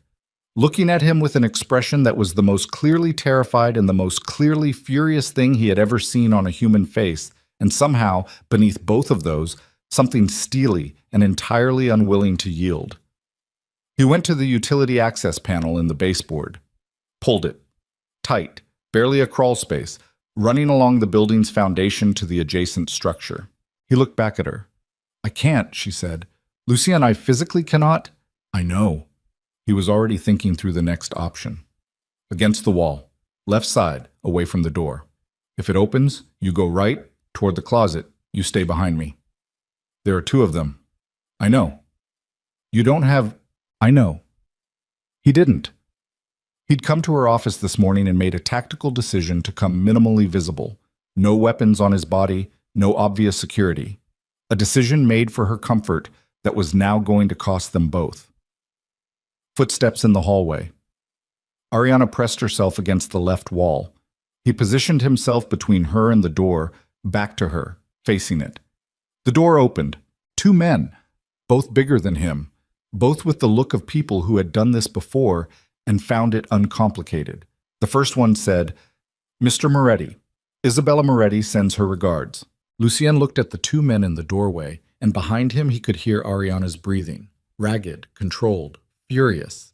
And in the hallway, the smoke was still drifting, and somewhere outside, Reeves's people were fighting toward them, and the question was whether they would get there before or after the next 30 seconds. The first man came through the door fast and low. Lucien moved left, not back, into the attack rather than away from it, which was the only geometry that made sense in a space that small, and took the impact against his shoulder instead of his chest, used the man's momentum to redirect him into the wall. The crack of skull against plaster was loud in the confined room. The man went down but not out, one hand grabbing at Lucien's collar, pulling him down with it. The second man was already moving. Lucien heard Ariana behind him, a sharp intake of breath, then movement, then the flat, hard sound of something connecting with bone. He got his footing back and turned to find the second man staggered sideways, one hand pressed to his face, and Ariana standing against the wall with a ceramic lamp base in both hands and her eyes wide and completely, entirely resolved. The second man straightened and looked at her and started toward her, and Lucien hit him from behind with everything he had. Elbow, then weight, then the back of the man's head against the doorframe. And this time the man went down and stayed. The first man was getting up. Lucien was on him before he was fully upright. 3 seconds. Then still. He stood in the middle of the room, breathing hard, hands braced on his knees, smoke still threading in under the door. He looked at Ariana. She was still holding the lamp base. Her arms were shaking. She set it down on the floor with deliberate care, the way you set down something dangerous, and pressed both hands flat against the wall behind her. "Are you hurt?" he said. "No." Her voice was rough from the smoke. "You?" He checked. Shoulder, ribs, nothing structural. "No." "Good." She looked at the two men on the floor, and something moved across her face that was not satisfaction and was not horror, but was somewhere between the two. The expression of a person who has just discovered a capacity in themselves they didn't know was there and is still deciding how to feel about it. What now? His phone was still live in his pocket. He pulled it out. Reeves had been listening. "We're coming in through the rear," Reeves said before Lucien could speak. 30 seconds. Stay in the room. 28 seconds later, the rear window came in. Controlled this time. Gloved hands, a face Lucien recognized. Two men from Reeves's team. Then Reeves himself, compact and unhurried, even moving fast. Scanning the room with the professional brevity of a man who had seen worse and was focused on the present situation. His eyes went to Ariana, to her stomach. Something shifted in his face that he controlled immediately. "Cars in the alley," Reeves said. "We have a 30-second window before the street repositions." Lucien looked at Ariana. She was already moving toward the window. Mount. They drove north. Not the city location Lucien had mentioned. That was gone. Compromised by whatever Marco had fed back to Isabella. And he was going to deal with Marco. But not tonight. Tonight he drove north in the back of Reeves's vehicle with Ariana beside him, her shoulder against the door, her eyes closed, breathing in the slow, deliberate way that he understood now was her method for managing pain she wasn't admitting to. Your blood pressure, he said quietly. I'm fine. Ariana, she opened her eyes, looked at him. It's elevated. I can feel it. I need to sit still and breathe and not be in any more rooms that fill with smoke. A pause. I also need my medical bag. It's in the front. Reeves's man picked it up before we left the safe house. She looked at him for a moment. Something in her face shifted. Not warmth exactly, not yet, but a fractional release of the specific tension that comes from being alone in a crisis and expecting to remain alone in it. She held out her hand. He retrieved the bag from the front and gave it to her. She took her blood pressure cuff out and did the reading herself, in the back of the moving car, with the methodical calm of a woman who had been managing her own health alone for 6 months, and was not going to stop now simply because the situation had become cinematic. She read the result, said nothing, put the cuff away. How bad? He said. Manageable. She leaned her head back. Where are we going?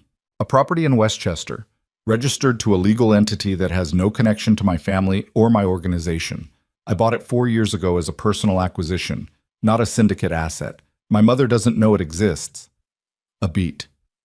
Are you sure about that? Ariana said.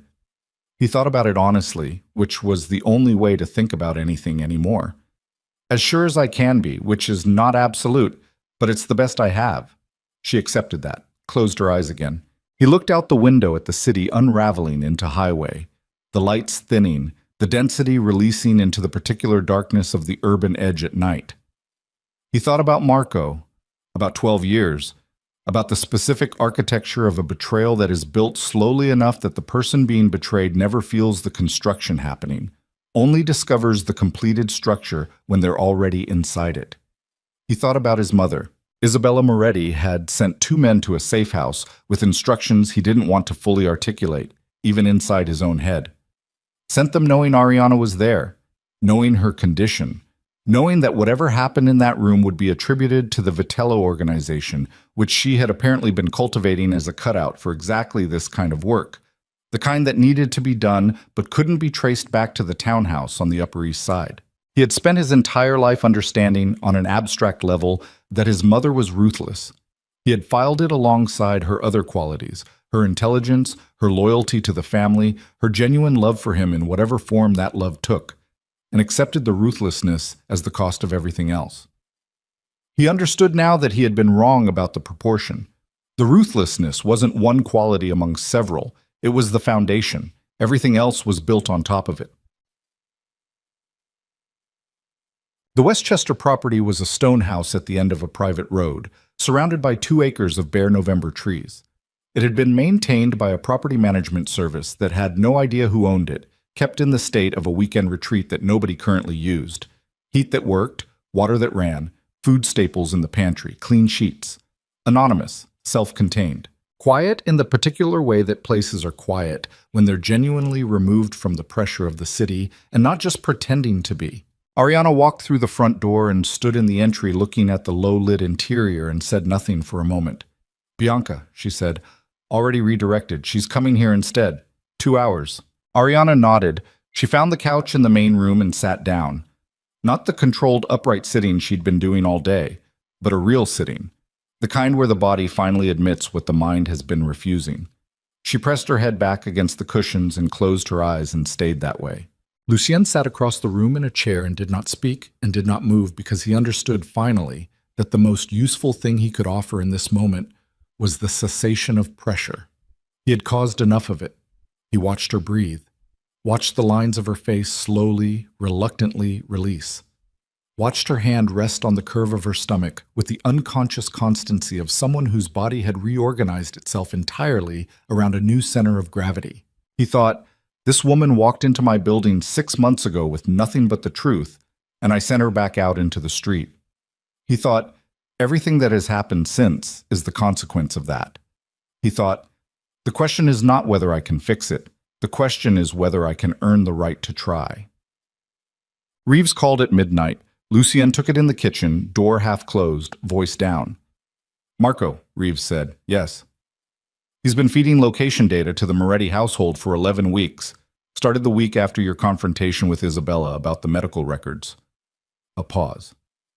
He didn't think he was doing anything harmful. He thought he was helping her keep track of you. He thought, I know what he thought. Lucienne looked at the kitchen wall. She framed it as protection.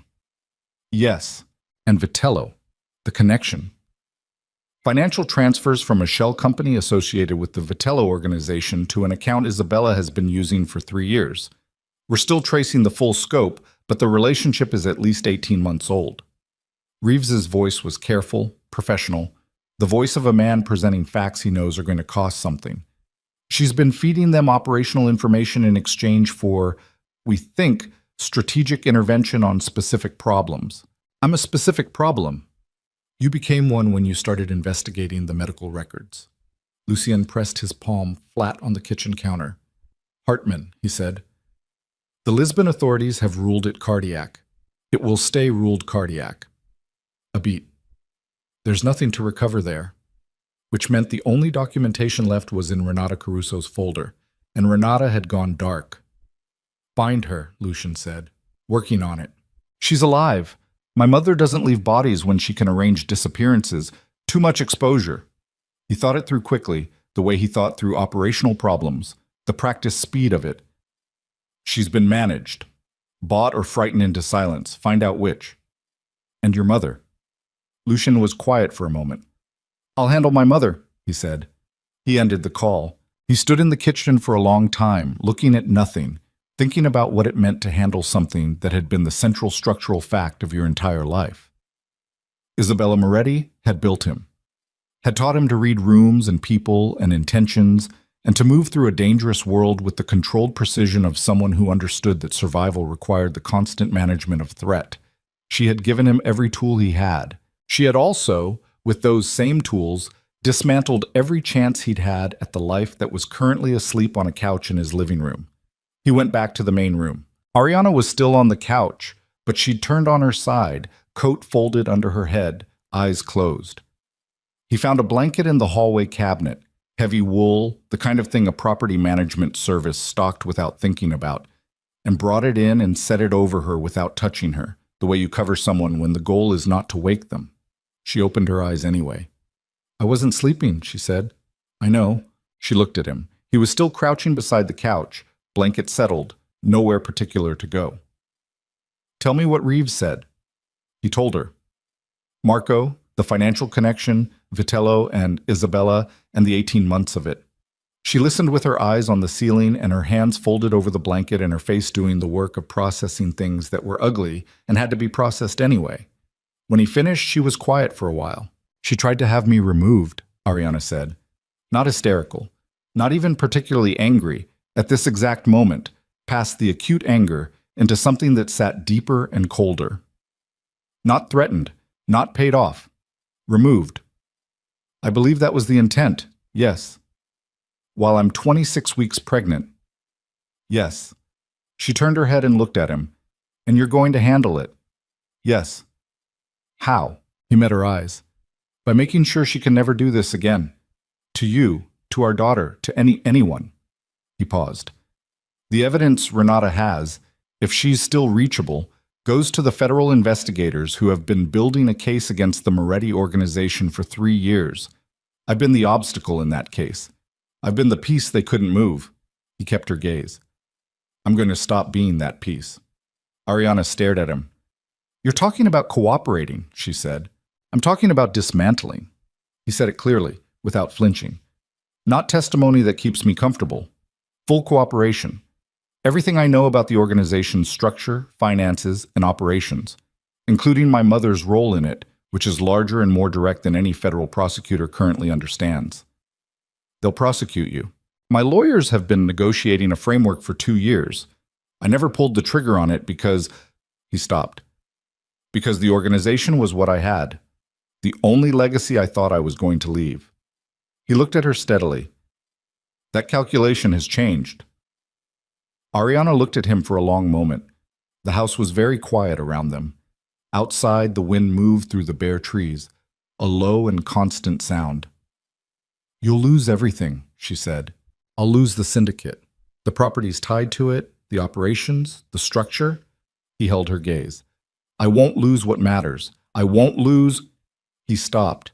chose the next words deliberately. I won't lose what I want to matter, if you'll allow me to try. The sentence sat between them. Ariana looked at the ceiling again. Her hand moved under the blanket to her stomach. She was quiet for a long time, long enough that the silence stopped being awkward and became something else, something more honest, the kind of quiet that exists between people who are finally done performing for each other.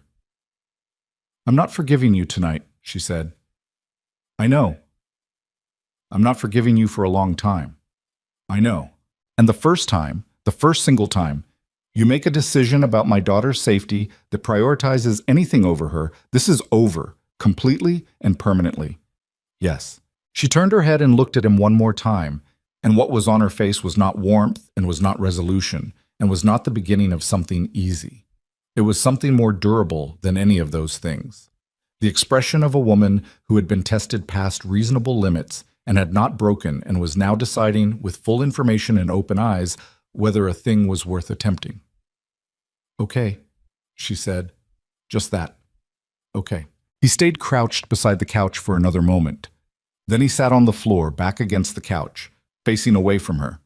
Not pressing, not demanding proximity he hadn't earned, just present. Steady. The way you sit with someone when presence is the only thing you have to offer, and you're offering all of it. He heard her breathing slow.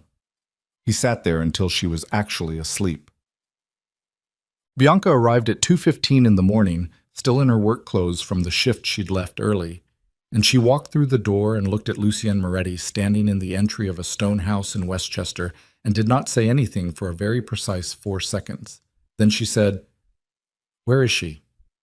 "Main room, sleeping." Bianca looked at him. The assessment was comprehensive and made no attempt at subtlety. "Are you the reason she's here and not in her apartment?" "Partly." "Are you the reason she needed to leave her apartment in the first place?" "A beat." "Also partly." Bianca's jaw moved. "You have a lot to answer for." "Yes. She's 26 weeks pregnant. She has borderline blood pressure, and she's been managing it alone for 6 months, and she doesn't sleep enough, and she won't tell anyone when she's struggling because she decided in November that she was going to do this without anyone's help. And she's been—" Bianca's voice caught. She pressed it back down. "She's been remarkable. In case no one has told you, which I'm guessing they haven't, because she wouldn't. No one told me." He looked at Bianca Vale and felt the weight of the sentence in a place that had no defense against it. "She is," he said. "Remarkable." Bianca looked at him for another moment. Then she moved past him toward the main room. She stopped in the doorway, looked at her sister asleep on the couch. The blanket, the folded coat, the hand resting on her stomach even in sleep. She stood there for a moment with her back to Lucien, and he could see the line of her shoulders and the particular quality of stillness that was someone feeling something too large and private for a room with another person in it. Then she squared her shoulders and went to sit beside her sister, and the door settled most of the way closed behind her. The morning came gray and cold and clear. Lucien had not slept. He'd spent the hours between 2 and 6 on the phone, carefully, in the room at the far end of the house, voice low, with 3 people.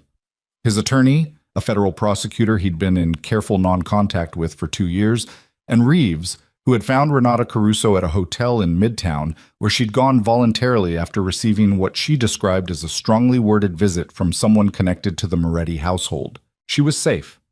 Shaken, but safe. And she still had the folder. The federal prosecutor's name was Diane Marsh, and she had been building her case with the patient, systematic thoroughness of someone who believed she was going to get there eventually and had structured her career around the wait. When Lucetti's attorney had called her at 3 in the morning, she had answered on the second ring. And when the call ended 40 minutes later, the outline of an agreement existed that neither of them would put in writing yet, but that both of them understood was real. It was going to take months to fully execute. It was going to be expensive, legally and personally, in ways he hadn't finished calculating. It was going to require him to dismantle, piece by piece, the organization that 3 generations of his family had built, and to do so in direct cooperation with the federal government, and to live in the landscape of what that meant for as long as it took. He sat with that. At 6:30, he made coffee in the unfamiliar kitchen of the anonymous stone house and looked out the window at the Westchester trees, bare-branched in the gray morning light, and thought about his father. about the dinners at the townhouse where his father had sat at the head of the table, and the organization had been a living thing that filled every room, every conversation, every relationship. About how the Moretti name had always felt like a country you were born into and could never fully leave. He thought about leaving it. He found he could imagine it. He heard footsteps in the hallway and turned. Ariana stood in the kitchen doorway, coat draped over her shoulders, hair loose, eyes still carrying the weight of bad sleep. She looked at the coffee, and then at him, and then at the window. "How long have you been up?" she said. "All night." She moved to the counter and poured herself a cup, which she wouldn't drink because she'd switched to decaf months ago, and this was fully caffeinated. But she wrapped her hands around it for the warmth and stood beside the counter and looked out the same window he'd been looking out. "Bianca's still sleeping," she said. "Good." She called in sick to the hospital, first time in 3 years. A beat. "She's going to blame you for that too." "She can." Ariana looked at him sideways. Something moved in her face. Not a smile, not quite, but the precursor to one, the place where a smile lives before it decides whether to happen. It didn't happen yet, but it was there. "What did you do last night?" she said. "On the phone." He told her. The attorney, Diane Marsh, the outline of the agreement. He told her plainly, without making it sound more resolved than it was, because she deserved the actual shape of it and not a cleaned-up version. She listened the way she always listened, completely, with her whole attention, not filling silence with reactions before she'd finished processing. When he was done, she looked at the window for a while. "Your mother," she said, "will be named in the cooperation agreement. Her role in the syndicate, her arrangement with Vitello, the falsification of the medical records." He paused. "She'll face federal charges. I can't protect her from that. I won't try." Ariana turned and looked at him fully. "She's your mother. She tried to have you removed while you were carrying my daughter." His voice was even, not cold, just settled. "Whatever she is to me, she made that choice. The consequences belong to her." Ariana looked at him for a long time. "Does that cost you something?" she asked. Not testing, genuinely asking. He thought about it honestly. "Yes," he said.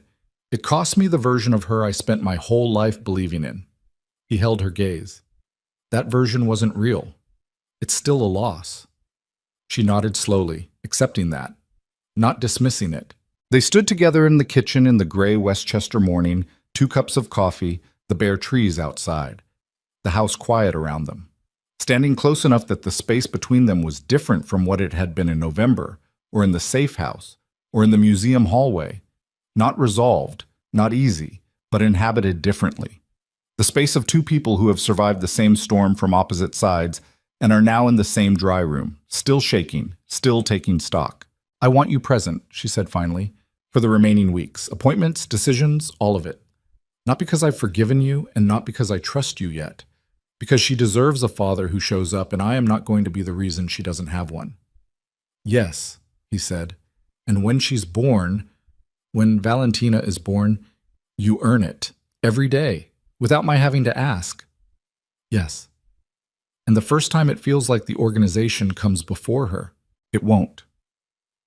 He said it quietly, without the ring of a promise he was making for her benefit.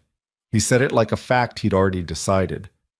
There won't be an organization, not the way it was, not the way it's been. He set his cup down. "I'm done with it. Not because it's the right thing to say right now, because I spent last night talking to a federal prosecutor at 3 in the morning, and I felt something I haven't felt in 20 years. He paused. "I felt like I was making a decision for reasons that were actually mine." Ariana looked at him. She looked at him the way she'd looked at the Venetian portrait the night they'd met, with the careful, precise attention of someone determining what was real and what was performed, what was structurally sound, and what would not hold weight. She looked at him for a long time. Then she turned back to the window, and the not-quite smile returned to the corner of her mouth, and she let it happen this time, just slightly, just enough. "The coffee's terrible," she said. "The property management company buys in bulk. It really shows." He looked at her profile against the gray window light, at the exhaustion and the quiet and the hand that had moved again without her noticing to rest on her stomach. "Ariana," he said. She turned. "I'm sorry." He said it the way he'd tried to say it in the museum office, without architecture, without management. Just the thing itself, set down between them. Not as a strategy, not because the situation requires it. I looked at you in November and I made the worst decision of my life, and you had to carry 6 months of the consequence alone, and I'm sorry. She looked at him for a moment. I know, she said. Not forgiveness, not yet. But truth, meeting truth, across the kitchen of an anonymous stone house, in a gray morning that was asking nothing of either of them except to still be standing in it. That was enough for now. Yes.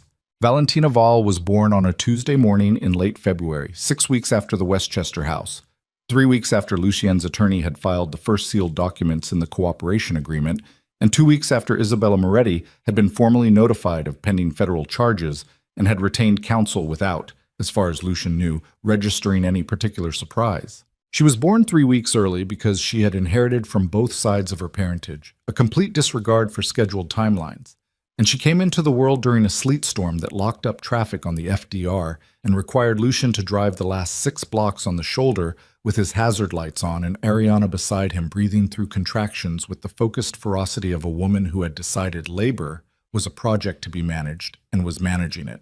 Bianca was already at the hospital when they arrived. The complications were real, and they were frightening in the specific, breathless way that medical emergencies are frightening when the variables are out of your hands and the people around you are moving with urgency that they're trying to calibrate against the need to keep you from panicking. Lucien stood in a corridor outside a room where he was not allowed while doctors moved past him with the quick, purposeful efficiency of people doing their jobs under pressure. And he stood there and felt, for the first time in his adult life, the absolute and complete uselessness of power.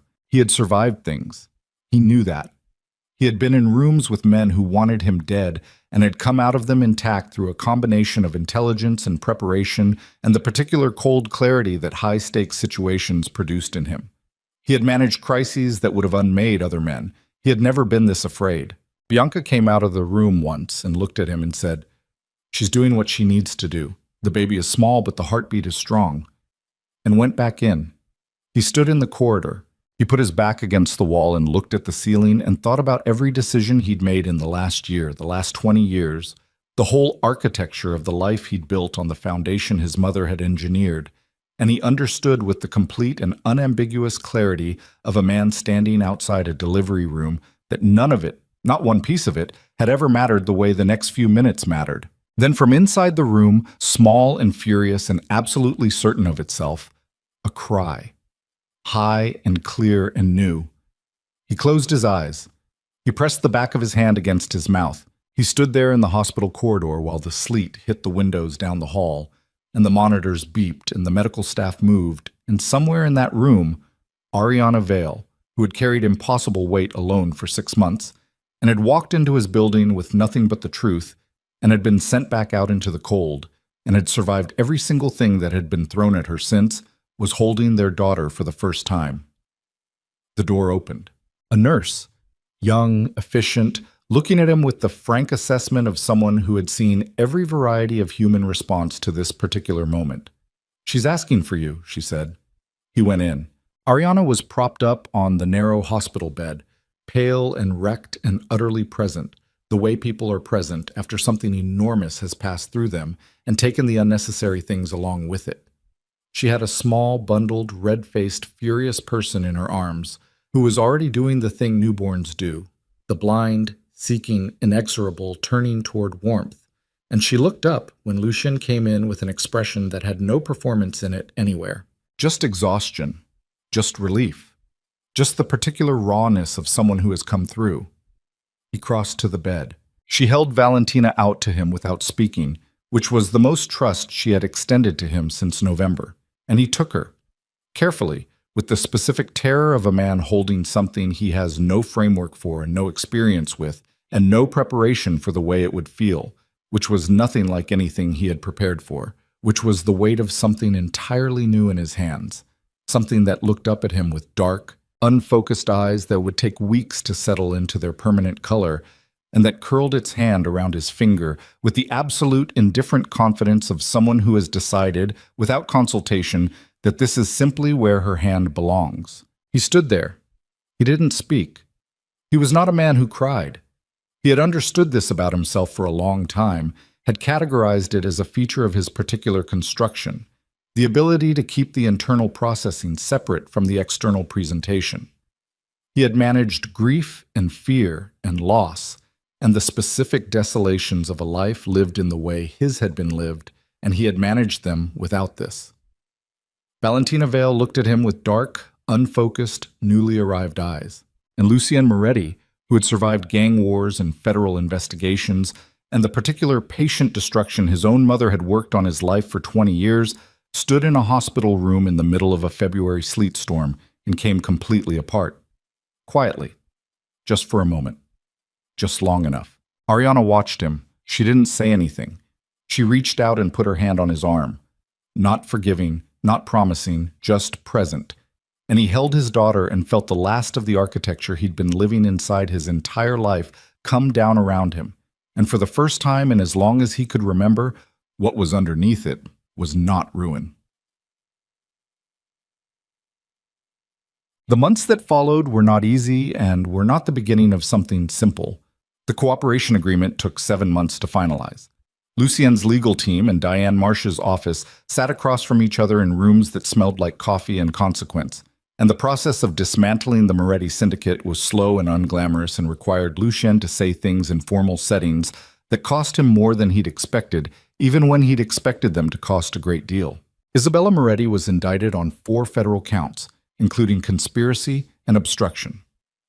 She retained the most expensive legal team in the city and said nothing publicly and nothing privately to Lucien, and the silence between them had the quality of something that had been cut rather than simply suspended. He did not visit. She did not call. There was grief in that, somewhere under the operational reality of it, and he let it be grief without trying to resolve it into something cleaner. Marco received a lesser charge, cooperated fully, and avoided prison by a margin that Lucien thought was slightly too generous and didn't say so. Renata Caruso gave a deposition that lasted 9 hours, delivered with the composure of a woman who had been waiting 2 years to be in that room, and then flew to Paris and sent him a postcard 3 months later with 3 words on it: "Good luck, finally." The Vitello connection was severed at the root. Tommy Vitello faced his own separate federal exposure, and the organization that had been watching Ariana's building and moving toward her museum collapsed inward within a year under the weight of its own entanglements. The Moretti Syndicate ceased to exist as a functional entity by October. What replaced it, what Lucien built from the remaining legitimate holdings, the real estate, the few above-ground interests that could survive scrutiny, was smaller and quieter and considerably less powerful. And he found, to his own surprise, that this was not the loss it should have been. He was present. That was the simple, unglamorous daily reality of the year, following Valentina's birth. He was there for the appointments and the sleepless nights, and the specific grinding intimacy of learning another person from the ground up. Not a person you chose with full information, but a person who arrived complete and demanding and entirely herself, and required everything from you without apology. He changed diapers in the dark at 3 in the morning and stood at the kitchen counter at 5 with a bottle, while Valentina looked up at him with her mother's eyes, which had settled in the end to a dark, considering brown. And he talked to her about things that mattered and things that didn't, and nothing in particular, the way you talk to someone when the point is presence and not content. He learned, slowly and imperfectly, and with the specific humility of a man who had spent 40 years being the most capable person in every room and was now, regularly, bested by a person who weighed 9 pounds. He and Ariana moved with the careful, unsentimental patience of 2 people who had been damaged by the same situation from different angles and were rebuilding something that had never been properly constructed in the first place. There were bad weeks and there were better weeks, and there were conversations that required both of them to be more honest than was comfortable, and there were nights when the weight of everything that had happened sat between them on the couch like a third presence that hadn't decided to leave yet. But there were also mornings. On a Saturday in October, 12 months after the sleet storm, after the hospital corridor, after the photograph on the desk, and the lobby in November, and all the distance between those things and this. Lucien sat on a bench in Central Park, while Ariana walked a few steps ahead of him with Valentina in her arms, moving through the particular golden light of a New York October that turned everything it touched into something worth looking at. Valentina was pointing at things. She'd started pointing at everything in the last 3 weeks, with the imperious, investigative urgency of a person who has recently discovered that the world is full of objects and intends to identify all of them. She pointed at a dog, and at a man on a bicycle, and at a yellow leaf that had detached from a tree and was performing a long, unhurried spiral toward the path. Ariana laughed at the leaf. It was a real laugh. Unguarded, quick, the kind that doesn't know it's being witnessed. Lucien sat on the bench and watched them. He thought about the photograph on his desk, about the lobby, about every decision and failure and calculation that had led from that night in a gallery in front of a Venetian portrait to this bench, this October light, this woman and this child moving through it. He didn't try to balance the ledger. Some ledgers couldn't be balanced, only carried. What he knew was this: there was no part of what he had built in his former life, no territory, no influence, no power of the particular kind that had defined everything about his existence since he was 19 years old, that was worth a single one of the moments that had happened in the past year. Not the 3 in the morning bottles, not Valentina's first laugh, which had occurred while he was making a face at her over the edge of her crib and which had startled both of them equally. Not this. Not the October light, and Ariana's laugh and his daughter pointing at a falling leaf with the absolute conviction that someone needed to be told about it. Ariana glanced back at him, found him watching. She didn't look away immediately. She held his gaze across the few feet of path between them. Steady, clear-eyed, still carrying everything she carried, still not handing him anything he hadn't earned. And something passed between them that was not a resolution and was not an arrival, but was perhaps the thing that comes before those, the thing that makes them possible. Then Valentina pointed at something new, and Ariana turned back to her, and the moment closed, the way moments do, into the ordinary texture of a day. Lucien stayed on the bench. He sat in the October light with his hands loose in his lap and felt the specific, unfamiliar, entirely unmanageable quality of a life that was actually his, and let it be what it was. The leaves came down around them, gold and unhurried, one at a time.